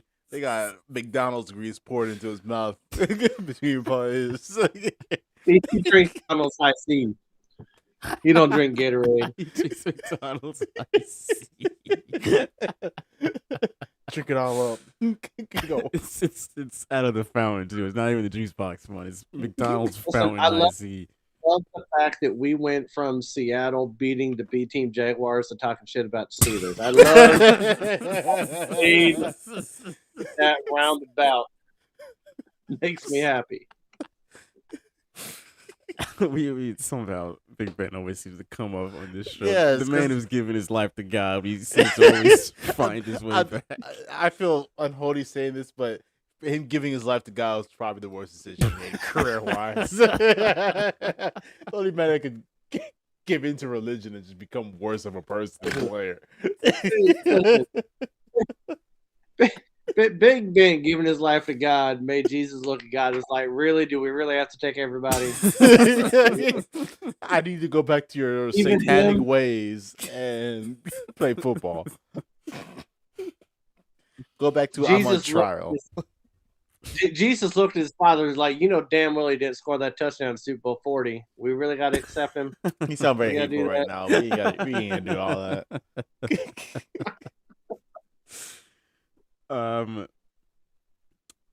G Money says, "What's the over under on Meyer finishing the season with the Jags?" Well, I think that he's got about 4 more games before he starts getting a lot of chest pains because he doesn't get a bunch of 20-year-old girls up in Ohio grinding on him. Health issues. He don't take losing very well, and now he's the Jaguars coach. I don't think he really thought this through because all they do is really lose. And so I think that, he's going to have some sort of heart condition at the December, and then by January he'll be the USC football coach. That's what I think. He's about to bounce. It may just work out for him in that exact manner. Moving on, the Detroit Lions tried their best to find their first win against the Eagles, and they had absolutely no luck in that endeavor. They lost to the Eagles 44-6. I like Dan Campbell. He's funny. He's entertaining. At this point, though, I don't think it matters if you hired Chef Boyardee to coach the Detroit Lions because it would not make any difference. The coach is not the problem. I think we can all agree in the last 20 years, the coach is probably not the issue in Detroit. When you get Hall of Famers to quit in the prime of their career, and then you hire a head coach that wants to bite kneecaps off, that's the problem. Now, the craziest thing, I looked at all these stats, Shaq, and you explained this to me because this was the craziest game stat-wise, okay? Because Detroit got whooped 44-6, right? You look at the leading passer, rusher, and receiver on both sides of the ball, none of those 6 scored a touchdown. None of them. Out of the top passer, rusher, and receiver, no touchdowns. And Hurts threw 14 passes for 103 yards, and yet Philly won 44-6. How do the top 6 people in passing, rushing, and receiving not score a touchdown, and you have a game 44-6? What the hell happened? Like, how is that possible? Tell me, Shaq. How's that possible? Detroit is not destined to do anything. Because that's how I checked. Detroit still doesn't have a win, right? No, they sure don't. And Detroit's basketball team, do they have a win? I don't know. I don't know. I was looking at that statistic. Last time I checked, Detroit still has neither one of their professional teams with a win so far this season. Oh my Basketball God. nor football. Just think about that. Now, I know we're talking about football, but neither their basketball team, as far as I know, I haven't checked. They both played probably around 8 games at this point. Yes, neither one of them has a win so far this season. Just think about And that. has someone made like a call to make sure that Jared Goff is okay? Like, is he okay? Like, is he on suicide watch? Is he started making voodoo dolls of Matt Stafford? Like, I feel what the like hell, man? this channel should be responsible for checking suicide calls for the whole city of Detroit.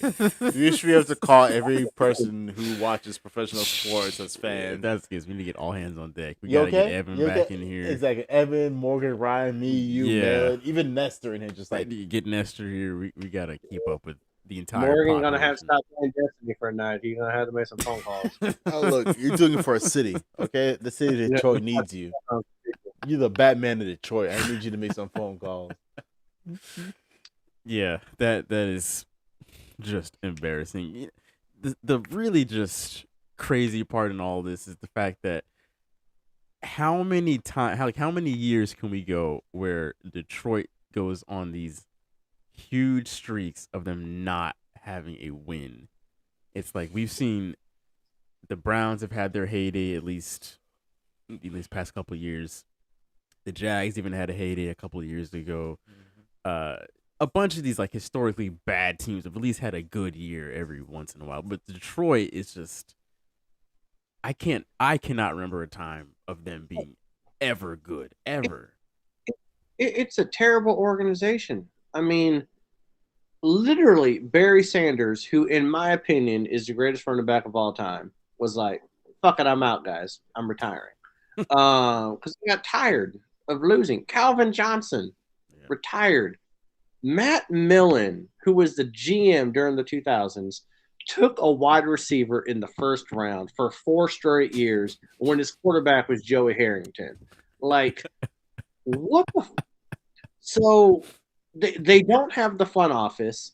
They don't have good coaching. They got Jim Caldwell after he took a Colts team that Tony Dungy built and lost the Super Bowl. They're like, you know what? Let's get that guy to coach our team. Like they were going to do something. So they got bad ownership. They have bad coaching. They never hire the right coach. Even when they have talented people, they don't have the front office in place ever to be able to put quality people around those Hall of Fame people. And so they're always going to be bad. And it's not like Detroit is a free agent destination. Like, hey, I'm going to go sign a 10-year contract in Detroit. Like, who says that? You know it's bad when Tampa's more of a hot spot than Detroit. Oh, jeez. At least we got nice weather. Right. Sure. If straight up, if you took sports out of the equation, forget the team itself. If somebody said, "Would you Okay. like to move to Detroit, Michigan?" Okay, so you know who the real MVPs are in Detroit? Detroit.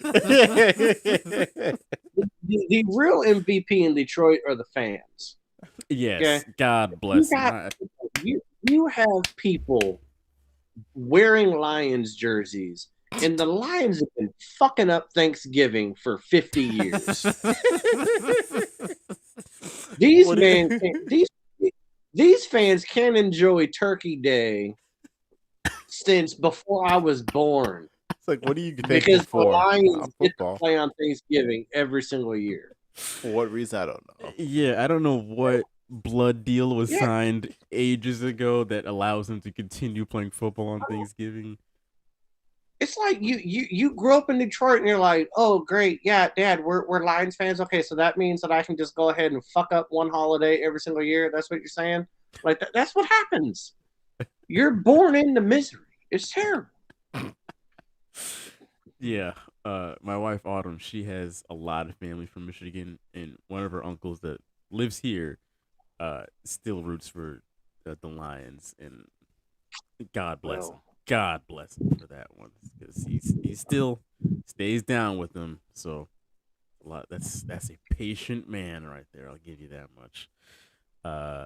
Last but not least, my Boston Celtics found a way to enter the fourth quarter against the Bulls, up by 19, and we ended up losing that game by 14 points.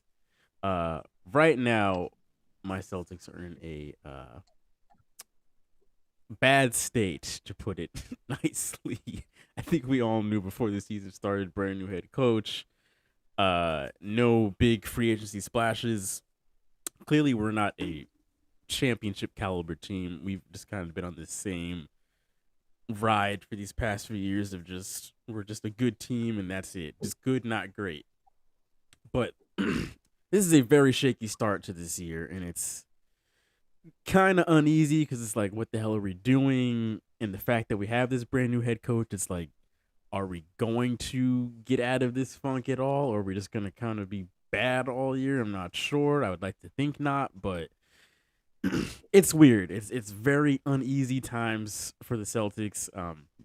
Jason Tatum's been absolute trash this year, and I'm fully believing that he'll play his way out of this funk. But thank God for Jaylen Brown. He's been playing extremely well. But Marcus Smart called pretty much everybody out, especially Brown and Tatum, basically saying, "Hey, y'all need to pass the ball more," and we're playing like trash. But it did not seem to work because we're still playing like trash.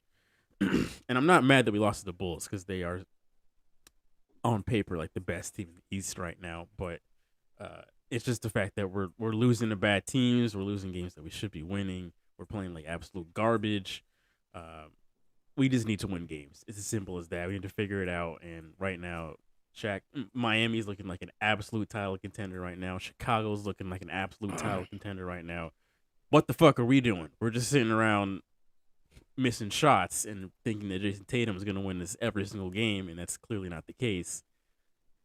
I understand that it's early in the season, but we got to do something. I don't know if you guys have any thoughts at all on my Celtics, but I'm just saying, a lot of work to be done, like you said, early in the season. So you gotta let things develop and see, shake a little bit of rust off in the off season. Even though, like I said, it's a very short off season, so it's kind of like it is a very short off season. But we had a fairly long off season because we went home pretty early in the playoffs. Yeah. I'm very happy for where my Heat stand right now in the season. Very strong.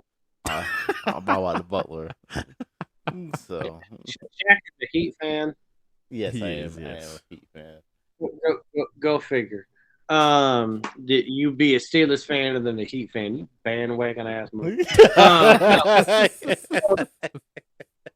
Why are you so hateful? I know exactly when Shaq became a sports fan.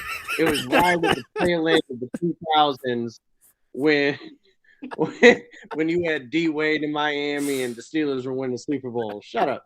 No. I'm sorry, that's the age that I was that I started cricket sports.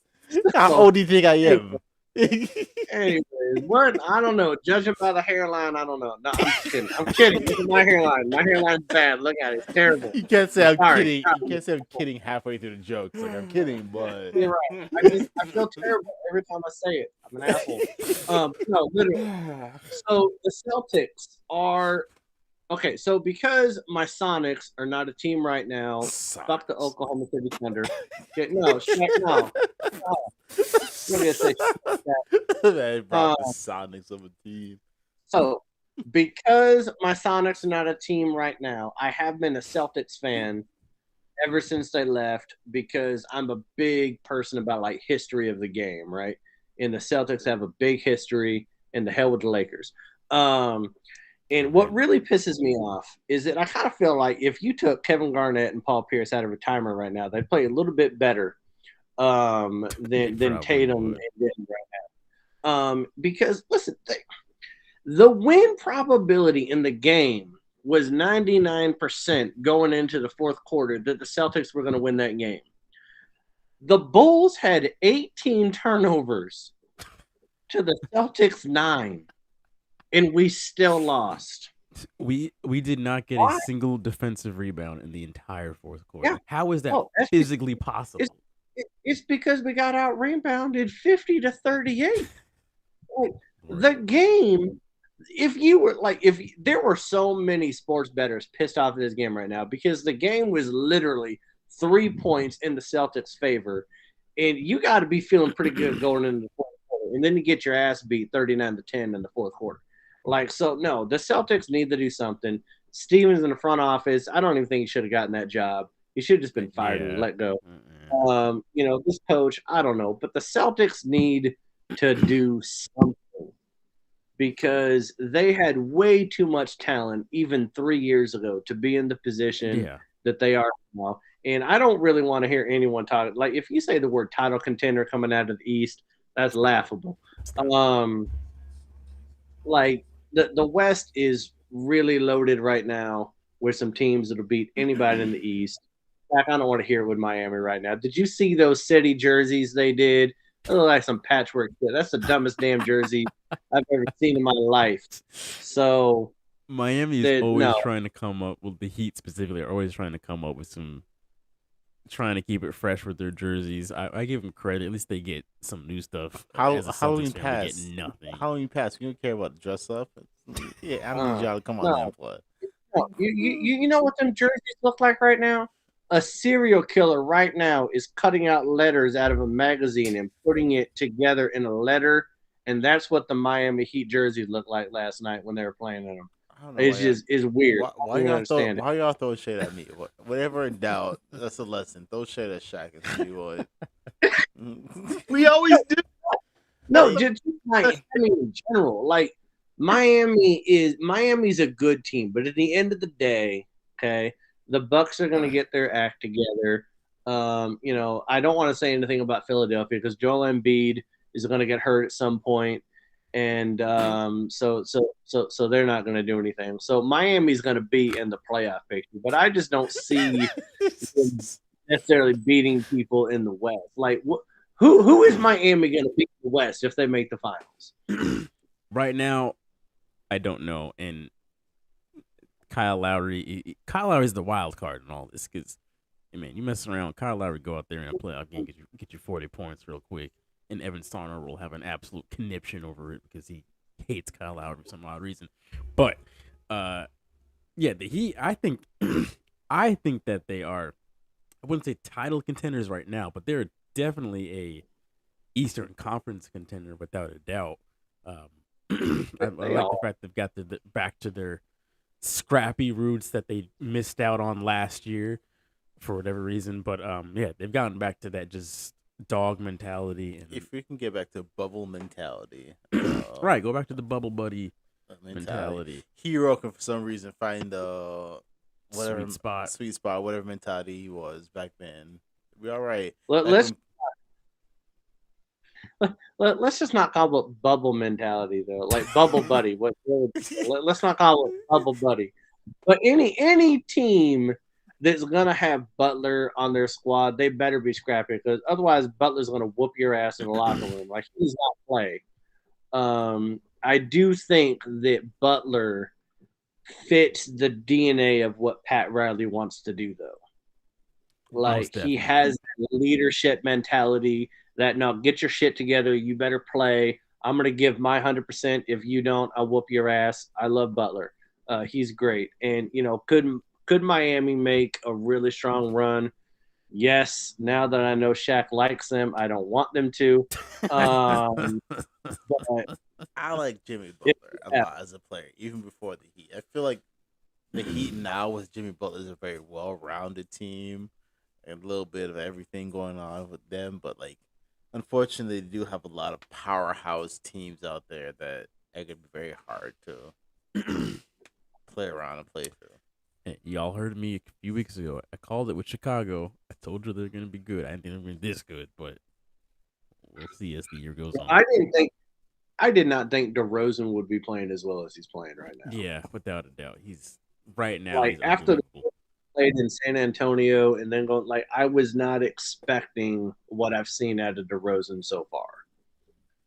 So yes, we will have more NBA talk coming into the show as more games are played and it starts to shape up a bit more. It's obviously you guys know a lot of games in the NBA, so it takes a little while for things to start to pan out. So if you're into basketball, just keep an open mind.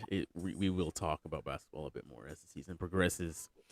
I think that was the last thing on the that was the last thing. That was the week. So we will hop right on into the Rider. A quick rundown of a couple games that are coming up this weekend. We give you our picks on the betting lines, what you should choose to put your money on if you, for some odd reason, take our word as advice for money here. But right now, right now, I am 13-13. Shaq is just the game back at 12-14. First game we have on this week, the Browns at the Bengals. The Browns are 2.5-point underdogs on the road. Their money line is plus 120. The Bengals money line is minus 140. Over under is 46.5. This game is at 1:00 this Sunday. I will make this very quick. I'd say take the Bengals to cover the 2.5 points. They just got embarrassed by the Jets. I think they're going to want to come back strong on their own home field. The Browns are in a very strange state right now. I think 2.5 points, they can win this game by a field goal at least. So, yeah, to take the Bengals. Morgan, what do you like in this game?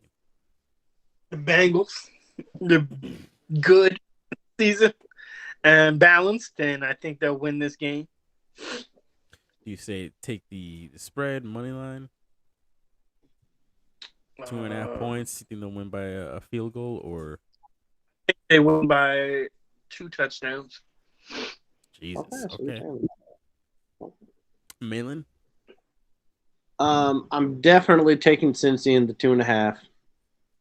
And you know that I think personally, when it comes to sports betting, if you take the over under, that's kind of a bitch move. But I would definitely go under. If you wanted to make the bitch move, I would go under on the points because I just don't trust Cleveland. I really don't. Whenever Mayfield is a quarterback, like they don't score a lot of points. They always have opportunities, but they always find a way to fuck it up.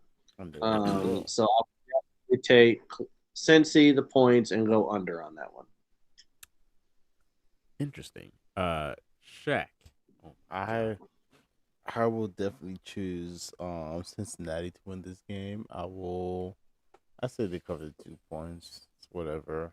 As much as I would love to see neither one of these teams do well, if there was a physical way for both teams to lose this, I would, but I definitely choose Cincinnati to win this one. So I choose that one for the 2 points. Yeah. Even with them losing to the Jets last week, it didn't really make me question them too much. I think it was just bad game. Every team has their day. Mhm. Speaking about on the Jets right now, they are about to lose this game 45-30 to the Colts. If anybody took the over on this one, I'm sure you are cheesing. Who the hell would have thought that 75 total points would have been scored by these two teams on a Thursday And night? I will say this, that every time that Shaq has agreed with me on a game, we've been wrong. So So, folks, change your bet immediately. go ahead and change your bet. Cleveland's going to pull it out of their ass. Suppose your Baker Mayfield's gonna have a heyday with Cincinnati for some odd reason. Well, whenever Shaq and I agree, like some weird things happen in the Matrix, and the other team That is true. does good. And that's probably 100% of the time too. That's pretty certain. Anyway, next game, my Patriots are 4-point favorites on the road at the Panthers. We are minus 190 money line. The Panthers are plus 165. The over/unders 40.5. This game is at 1:00 this Sunday.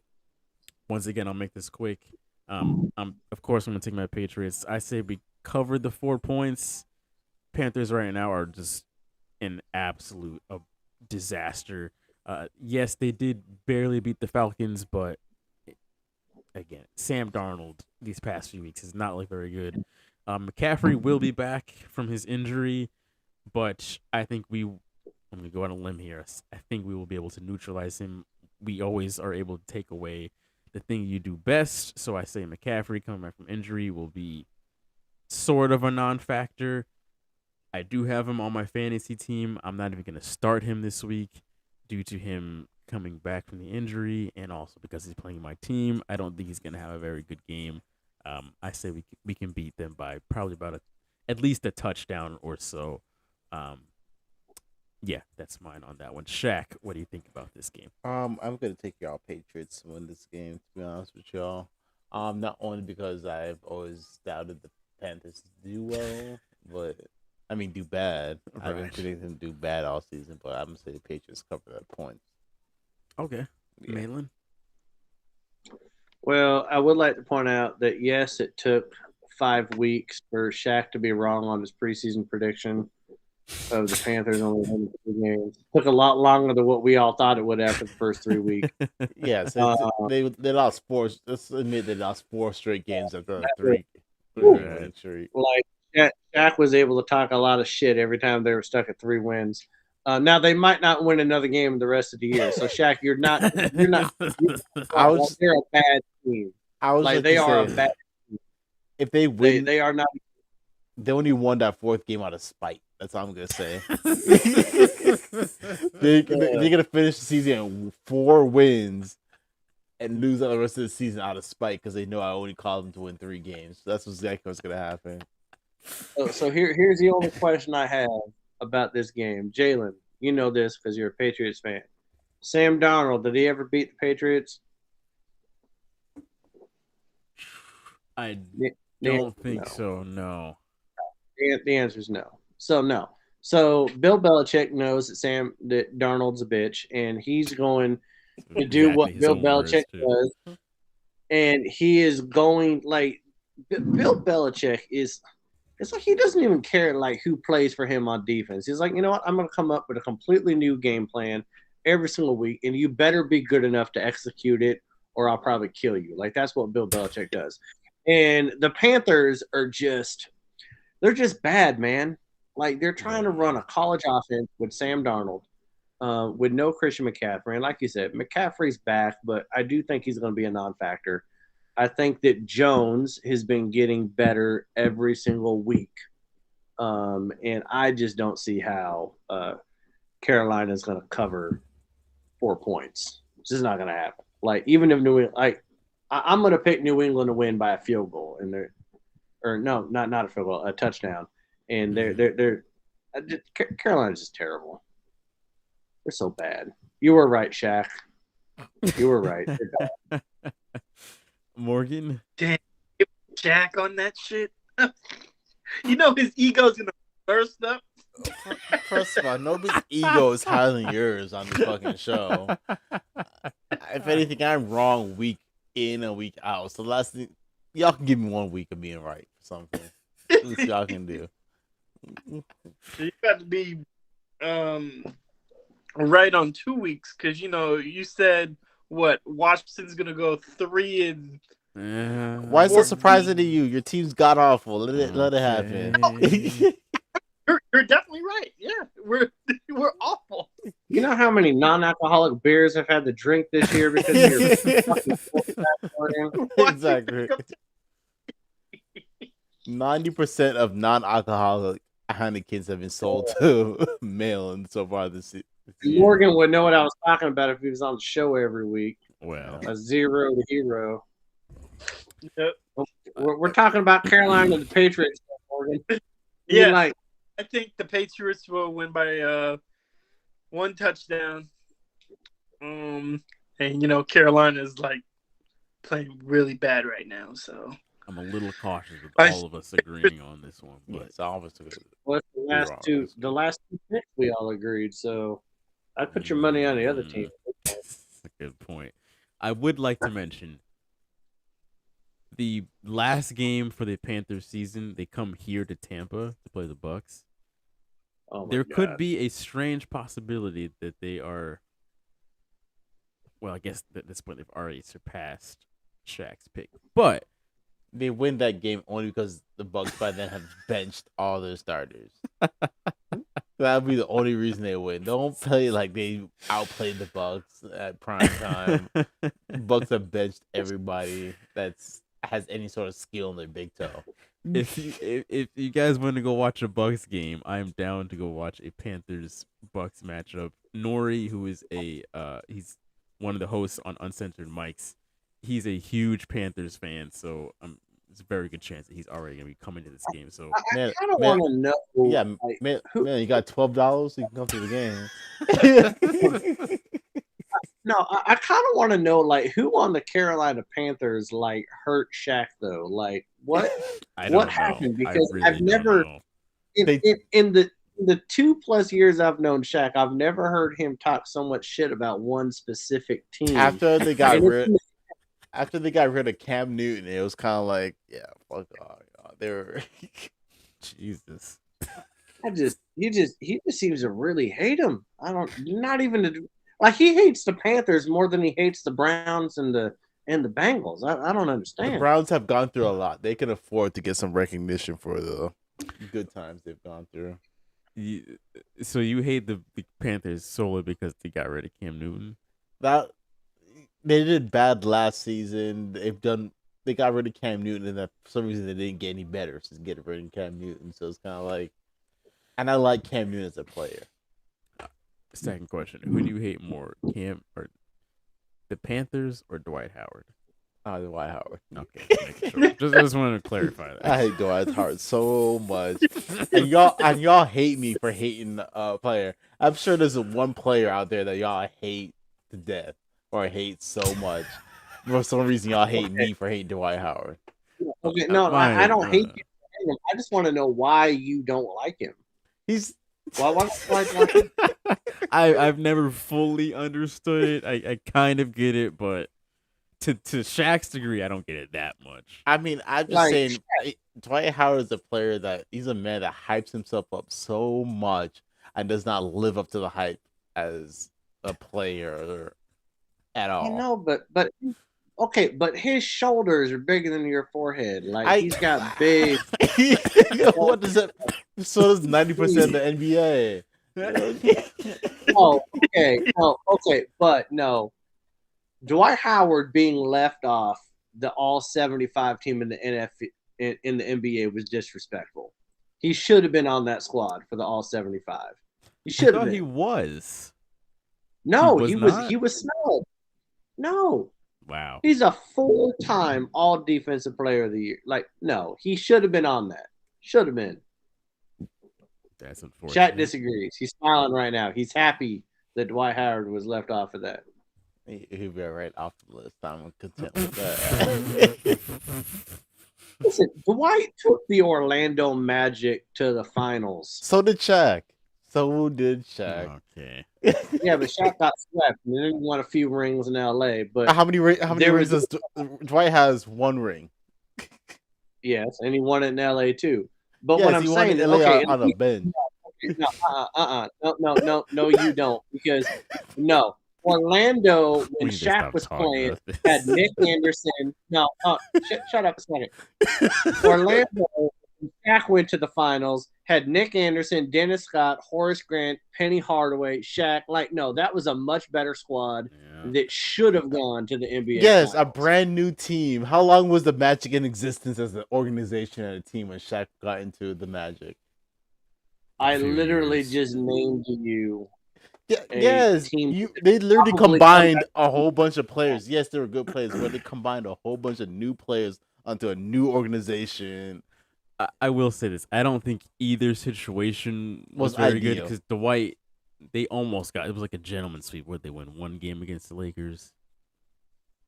Yes. So I mean, yeah, it was. But I mean, hey, it was much better.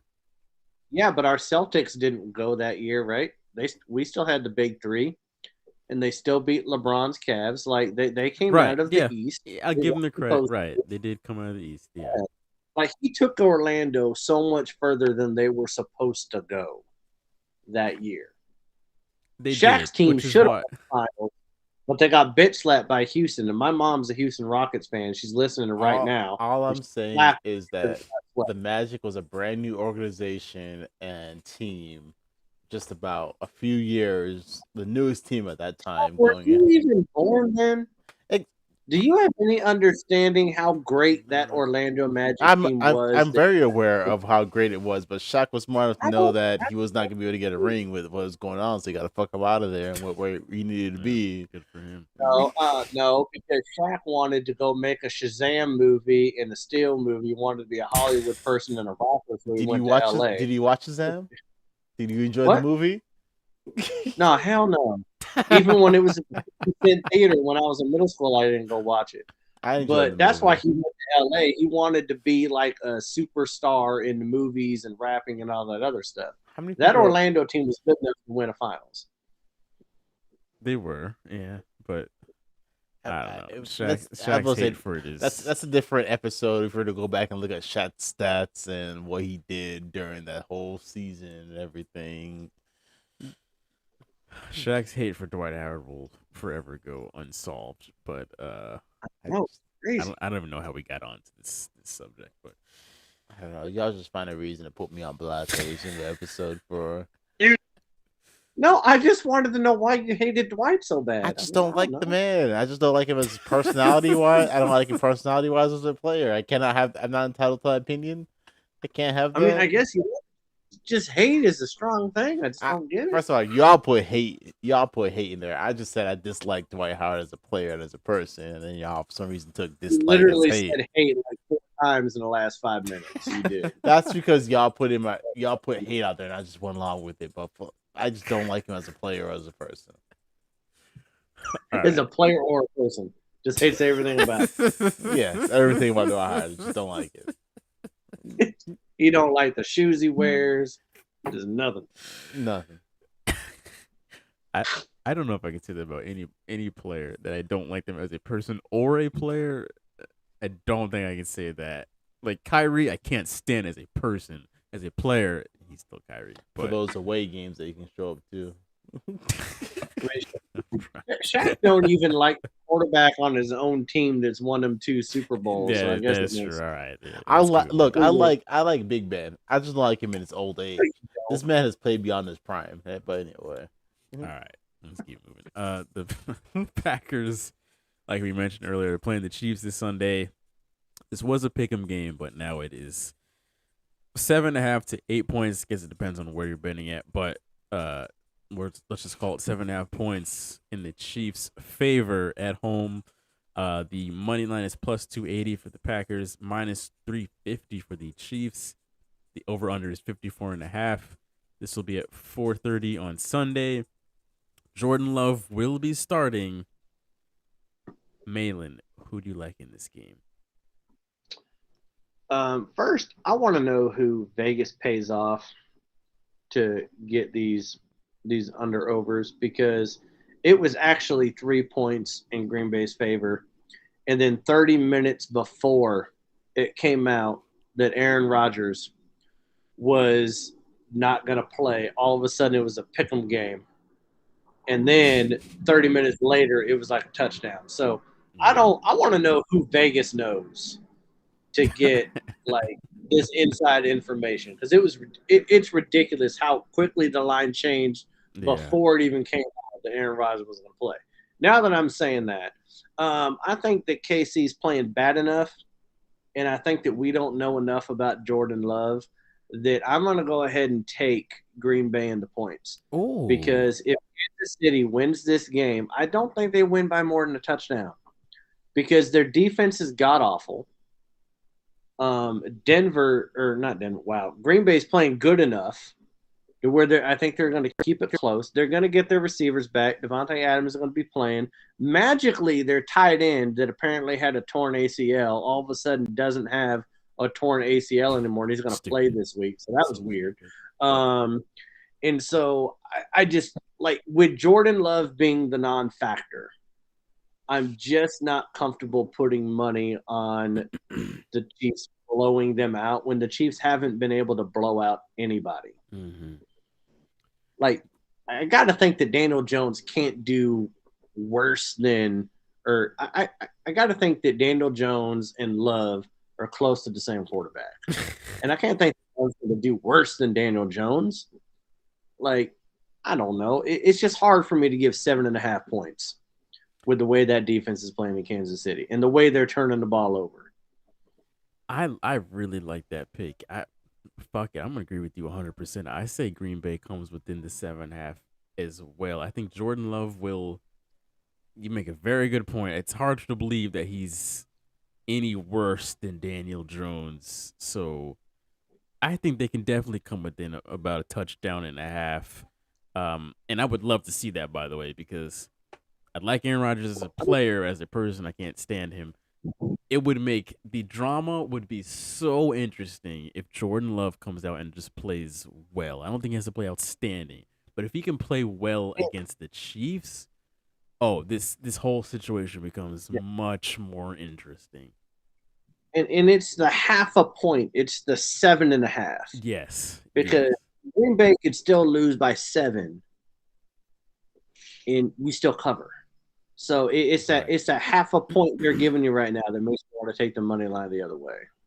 Right. Chiefs have been, and I love anarchy. I want Love to do right. so that we get to talk about Rodgers and Love for the rest of the season. Mm-hmm. I want that. And that I still believe that's what the Packers want themselves as an organization. They want to see Jordan Love come out and play extremely well, so they know, okay, yeah, that draft pick that we did spend a couple years ago, we did well with that one. Yeah, but the Chiefs, they've been bad defensively all year. It's strange to think that Jordan Love stands a chance against the Kansas City Chiefs in his first start as the NFL quarterback. But I think he does stand a fairly good chance, even though I've yet to see him take a snap. But Morgan, go ahead. I think this is the game that he's going to show us what he got. And I think that Green Bay will beat Kansas City. Morgan, just take the money line. Yep. Jordan Love about to throw some touchdown passes. So I think they win by, I don't want to go too outrageous, so I'll probably do 10 points maybe. So you think we're going to go 17.5 points past the money line? Now, okay, but the other thing that's crazy is that, like you literally, okay, so here's another thing about the Jordan Love thing, right? If Trevor Siemian can beat the Bucks, and if White can beat the Bengals, then why can't Love go in there with Green Bay and beat Kansas City? Very good. You know what I mean? So, like, backup quarterbacks showing out a little bit better than normal, right? Like this year, it's a little bit crazy. He has been a student of one of the best quarterbacks of all time these past 2 years or so. So, give him that. Shaq, go ahead. could take that surprising pick and also go with Morgan and say Green Bay also wins this game right now. I'm not gonna Okay. say by 10 points. I say it's a really close game all the way through. It's gonna be. I would say they win by like a field goal at the end of this game. So really close up until the end. Because Kansas City's defense is so trash, it's gonna come down to like some last possession. They're gonna allow Green Bay to storm down the field, get within field goal range, and go ahead and kick it and get that go ahead points right there. Now that I feel like my hot take is ruined because everybody agreed with me. When Mahomes throws for 5 touchdowns and we all look fucking stupid, we got to eat some crow next week. That's just.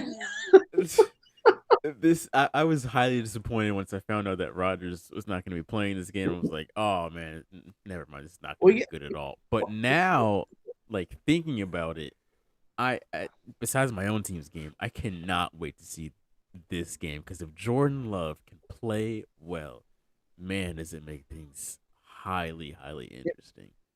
And we're getting robbed of seeing Mahomes and Rodgers for the second time because the last time that the Chiefs played the Packers, Mahomes was hurt. Right. Like we're getting robbed of seeing these two great quarterbacks playing against each other. Like that was going to be, in my opinion, one of the better quarterback matchups of probably like the last 5 or 6 years. Yeah, absolutely.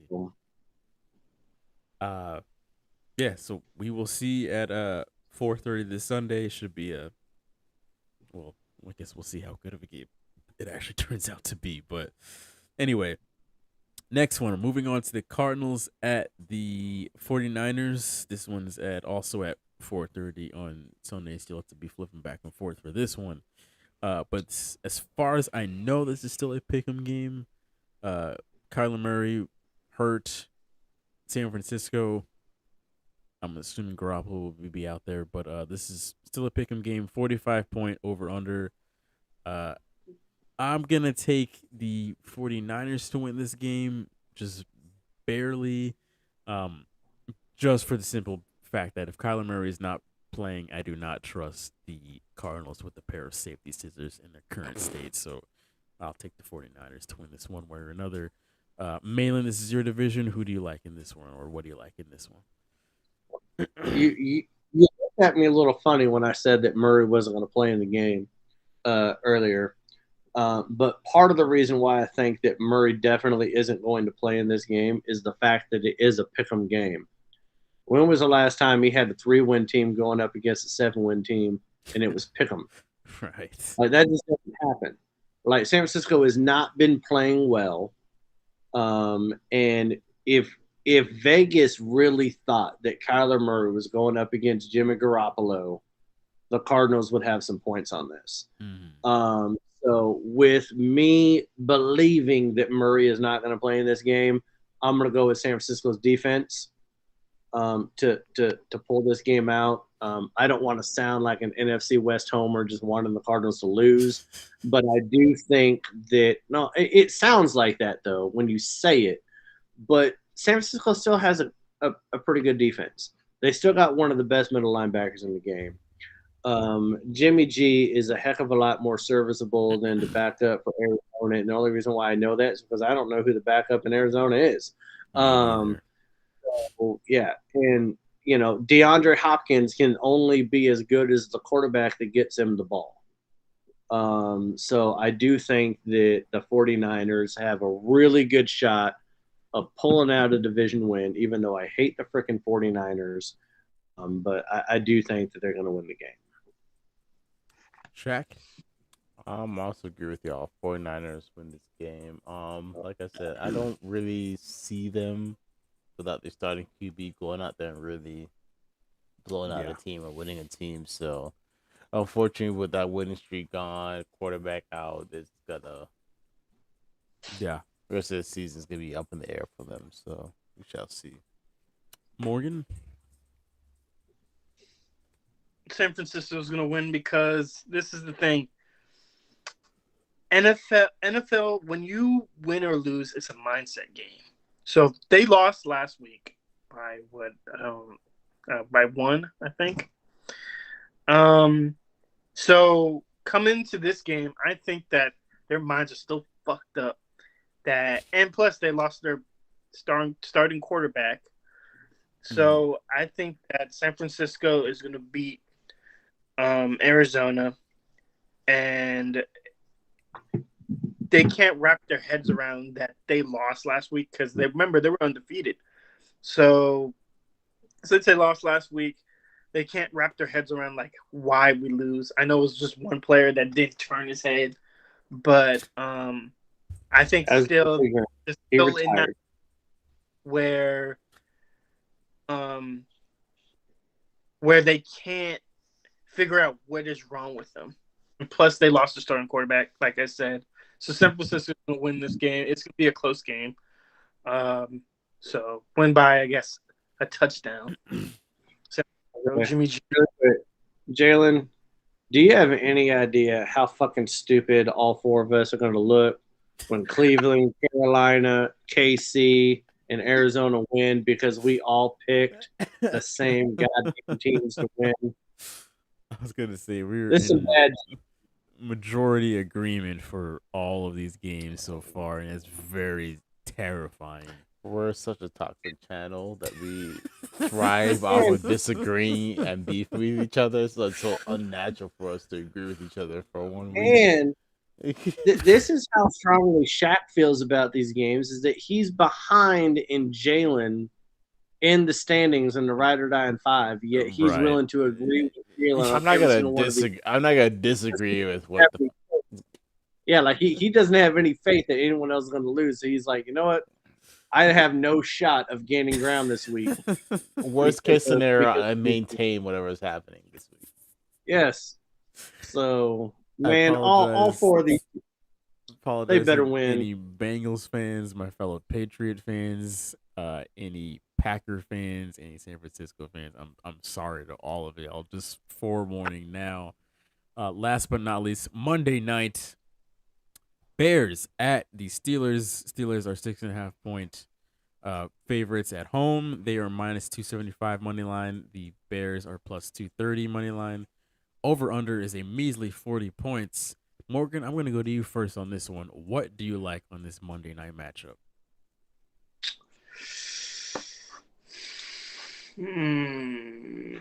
Oh, Pittsburgh. Fuck.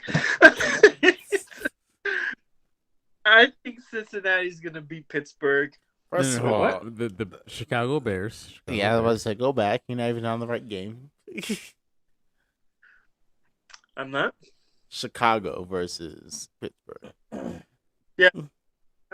Can I say that? You said I Cincinnati. guess I did say Cincinnati. Back then, Chicago is going to beat Pittsburgh. Because me and Shaq were watching when I was in Orlando, the Pittsburgh game. And I was watching how the Steelers played. Wow. Big Ben, he needs to go. Old, bro. He can't move. So I think Chicago Bears are going to beat Pittsburgh by 2 touchdowns. Morgan, stop it. 2 touchdowns. 2 touchdowns. Because this Big Ben, he's so big, he can't move right. You know, he can't move his. All right, Malin, what's your prediction for this game? Trying to listen to this nigga talk. Even though I swear to God, 90 seconds ago, I thought Morgan said Pittsburgh was going to win and they were going to beat Cincy, and then all of a sudden it was Chicago, and then all of a sudden Chicago was going to win. Now, Morgan had a I do stroke. think the Steelers. I do think the Steelers are going to win. Thank you. And the You're reason like why common sense, Morgan, common sense. The reason why I think they're going to win is I think that T.J. Watt, he's a game changer, and he can fuck a quarterback up. And if anyone is still in their own head about throwing the football, it's Justin Fields right now. Like he had one of the better rushing touchdowns last week against San Francisco that I've ever seen in my life. But it was a rushing touchdown. The man still can't throw the ball right now. Do I think that Fields can one day be a really good quarterback? Yes. But do I think that T.J. Watt has a better chance of biting off his kneecaps than the Detroit Lions coach has a better chance of biting off anybody else's kneecaps? Absolutely. So I do think that Pittsburgh is going to win. I think they'll cover. Even though I did not see this game on the notes, Jalen, I think you threw it in there last second. So you got me on the spot here, but I do think that Pittsburgh is going to win. I guess that one did not get pasted in on literally the last line of the rundown. Yeah, I'm agreeing with Malin. I do think that the Steelers will cover the 6.5 points. They'll win by probably a little over than a touchdown. But I will say this. Excuse me. I do think there's something interesting to what Morgan is saying here. Stop. I'm not saying it's true. I'm trying not to acknowledge this man for the rest of the show.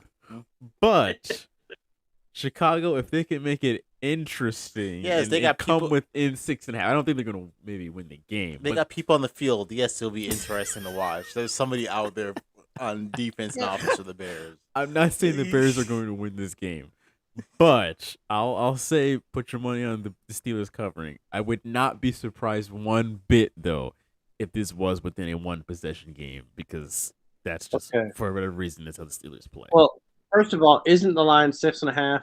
Right. Okay, so it is a one possession game. It's 6.5. Right. I mean, like Second, within a tight game. But Shaft, I want you to remember this. That you always say I talk shit, yet I was the one on your side, because Jalen picked the Steelers, yet still found a way to take a dig at you. I'm on your side on this one. I do believe realistic. Just being realistic. Steelers will do it. And Morgan didn't even know who the Steelers were playing, so exactly because I heard about them. Nobody and somebody cares about Washington football team. They don't even have a name. Yeah, exactly. They're nameless team, and we somehow are supposed to care about them more than the Pittsburgh Steelers. Notice your team didn't even make it on the freaking news this week on the show. Anyway, back to my team. A team with a name. They're on a bye. It doesn't matter if they were not on the bye. It would not matter. My team has a name. I say my team wins this game not because of our offense doing well, because our defense will win this game. And like I said, do we trust the Bears' offense enough to overpower? No. Will the Steelers find a way to make it a competitive game up until the fourth quarter? Yes, because like you said, you're right about that. It's the Steelers' way to make a game competitive. But I still say we win this game by more than a touchdown. At some point, fourth quarter we will take over. The Bears will get worn out on offense because they realize they can't do nothing. They can't do nothing. But like I said, and another reason we'll win is because we actually have a football name, Morgan. Okay. All right. Because listen, the Bears' best running back's name is Herbert right now. Rhymes with Sherbert, so he's god awful. Like Williams is the starting running back every single week, but he gets hurt within like three series into the game, and then they got to go to Herbert.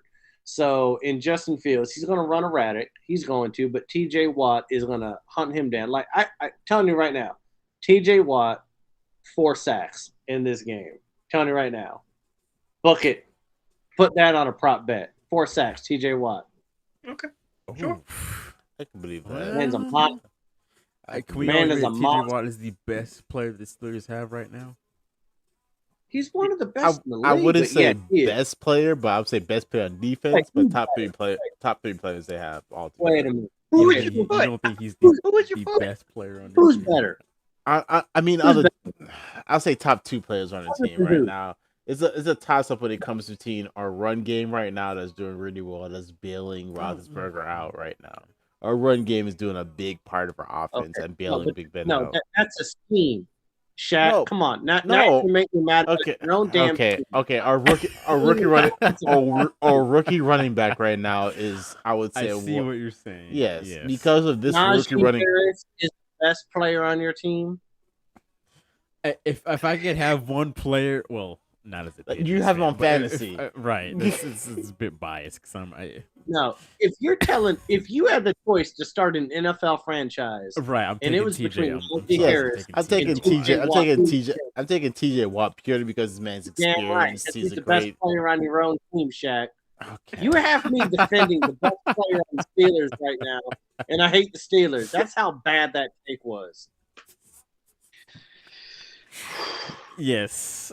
Morgan's blowing his arm. Us Najee Harris owners in fantasy, it would be a little hard to say move off of Najee Harris, but take fantasy out of the equation. Of course, you're saying take TJ Watt if you're starting a brand new team because.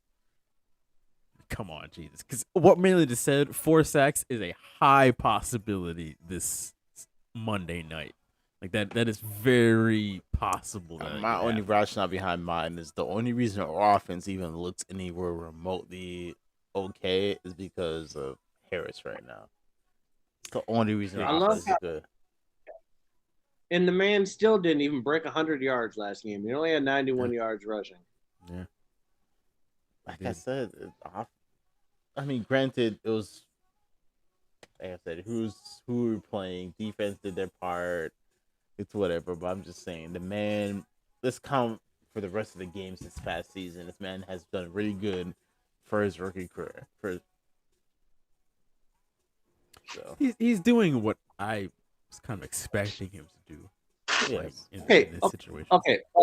We're 8 games into the year, and Najee Harris was non-existent for the first 3, and yet Shaq is going to say that Najee Harris is on the same level as TJ Watt. I mean, Shaq bumped his forehead on a fucking rail.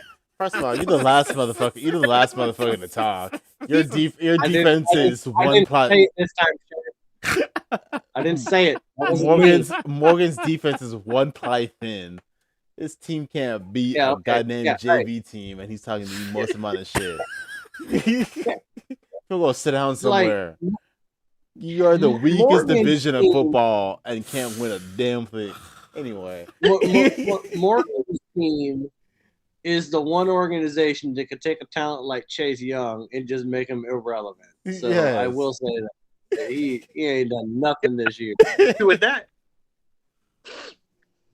G Money does say over the last 3 games, the Bears are giving up 4 sacks a game. Watt could definitely do it. You're damn right, G fucking Money. That was the last game of the Ride or Die in 5. All of us agreed on the last game except Morgan. He's saying take the money line. I swear to God, Morgan. Morgan, I love your pick, but I'm just gonna stick with mine, of course. Never in my life from damn Pittsburgh. Why? Just because of me? Just because of me? Dude, okay, but Morgan. No, hold on a second. Hold on, Morgan. We're taking bets. Like you're telling people to put money on something. Would you put money on Pittsburgh losing this game? I can spare $2. Yeah. Jesus. Okay, first of all, if you're betting $2, why are you even betting? Like, what are you doing? Outside of Kanye, what's the best thing to come out of Chicago? Well, Morgan's putting on the money line, so $2 would win you a. I mean, hey man, that's not a bad investment. Don't get you a double cheeseburger at McDonald's for $2. You might be able to get about 20 of those double cheeseburgers if you ended up winning that one. So, God, just saying. Morgan, you're the first one I'm calling when we win this game. If you lose this game, don't you call my phone because I got a couple words for you. If you call my phone, if you lose this game, I don't give a damn. Especially, I think it's a night game, Monday night game. Yes, hey, I'm calling it right now. You guys want to have a live watching of this game? Yes. We all watch it live, exactly on a stream. Yeah. If we're losing this game, and you call me, I guarantee I'll be drunk as shit for this game. So I will cuss your ass out on a live stream. I don't give a damn. Jalen, we need to watch this game live together, but for no other reason that Shaq was confused whether or not a Monday game was a night game or not. So That happened. Could be about Monday morning. 4 You or never 5 know, seconds depending on ago. the circumstances. Like Shaq literally was like, I think it's a night game because it's on Monday. That's literally what Shaq just said. So if anyone is betting, no, if anyone listening to this podcast is betting money, then you don't like your money at this point. We don't even know I these assume people. anybody that watches this show does like their money. I like my money. They're spending electricity, cable, anything whatsoever to be watching this thing. Yeah, Morgan, can we get a commitment from you to show up this Monday evening to watch this game with us? I swear to God, Morgan, if you talk shit during this game, I'm I'll telling be you. there. I'll be there. I'm gonna talk shit through the whole game. I'm gonna cuss your ass out for the whole game. The whole game. Morgan, you cannot play Destiny. You have to watch the game. I'm gonna be watching the game. All right. And No video games. I'm been cussing your big ass out the whole entire show too. He'll be like I was at the bar during the Seahawks Steelers game. I just talking mad shit. So, folks, everybody, this Monday, we'll probably call it 8:00 Eastern Standard Time. Tune into this channel because the four of us will be live for this game to live react to the game as it goes along. So, yeah, and that game is with one Steeler fan and no Bears fans on this show. Somehow I'm gonna be the villain out of all this, even though I'm the only one. Our roof, my team members gonna hate me for it. No, listen, I'm on your side right now, Shaq. Yeah, Jalen was the one Steelers and saying he's like, I'm kind of with Morgan on this one. He's like, I got both of these goons over here chewing for the Bears. What do you all have to benefit off of the Bears winning this? If the Bears, I mean, you guys are in AFC. This could come down to a wild card. I'm just saying. So I'm just putting that out there. So if the Bears win, it would benefit me. But at the same time, I just want, if Morgan is right on this somehow, that would be the greatest thing of all time. He's going to give me right out of spite. Some sort of football gods are just going to spite me and allow the Bears to win this game. Even though the Bears won't have anything to gain from winning this game. The Bears will win this game and still be bad for the season. It probably would be. Exactly. And just win this game because I chose, because it's my team. Lord. Because I'm cursed. Y'all know that. Sports world, I'm cursed.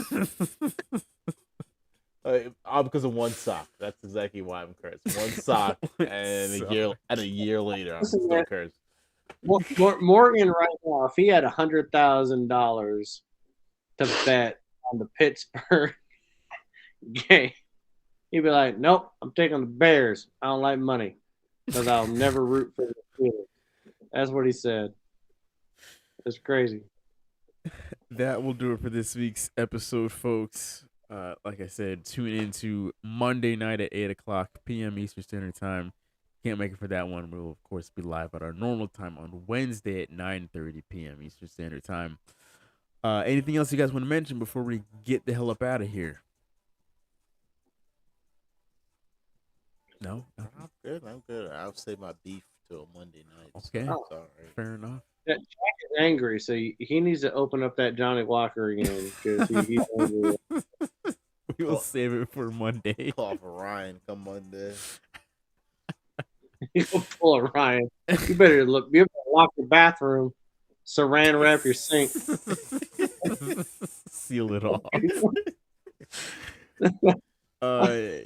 Yeah, that will do it, folks. Thank you all for watching. Thank you to all of you guys, our hosts, our guests, for coming out to do one more episode, number 57. We will see you all in 58 if you don't come out for the Monday night game. And that will do it, folks. Thank you all for watching. Thank you all for listening, and we'll see you next time. Peace.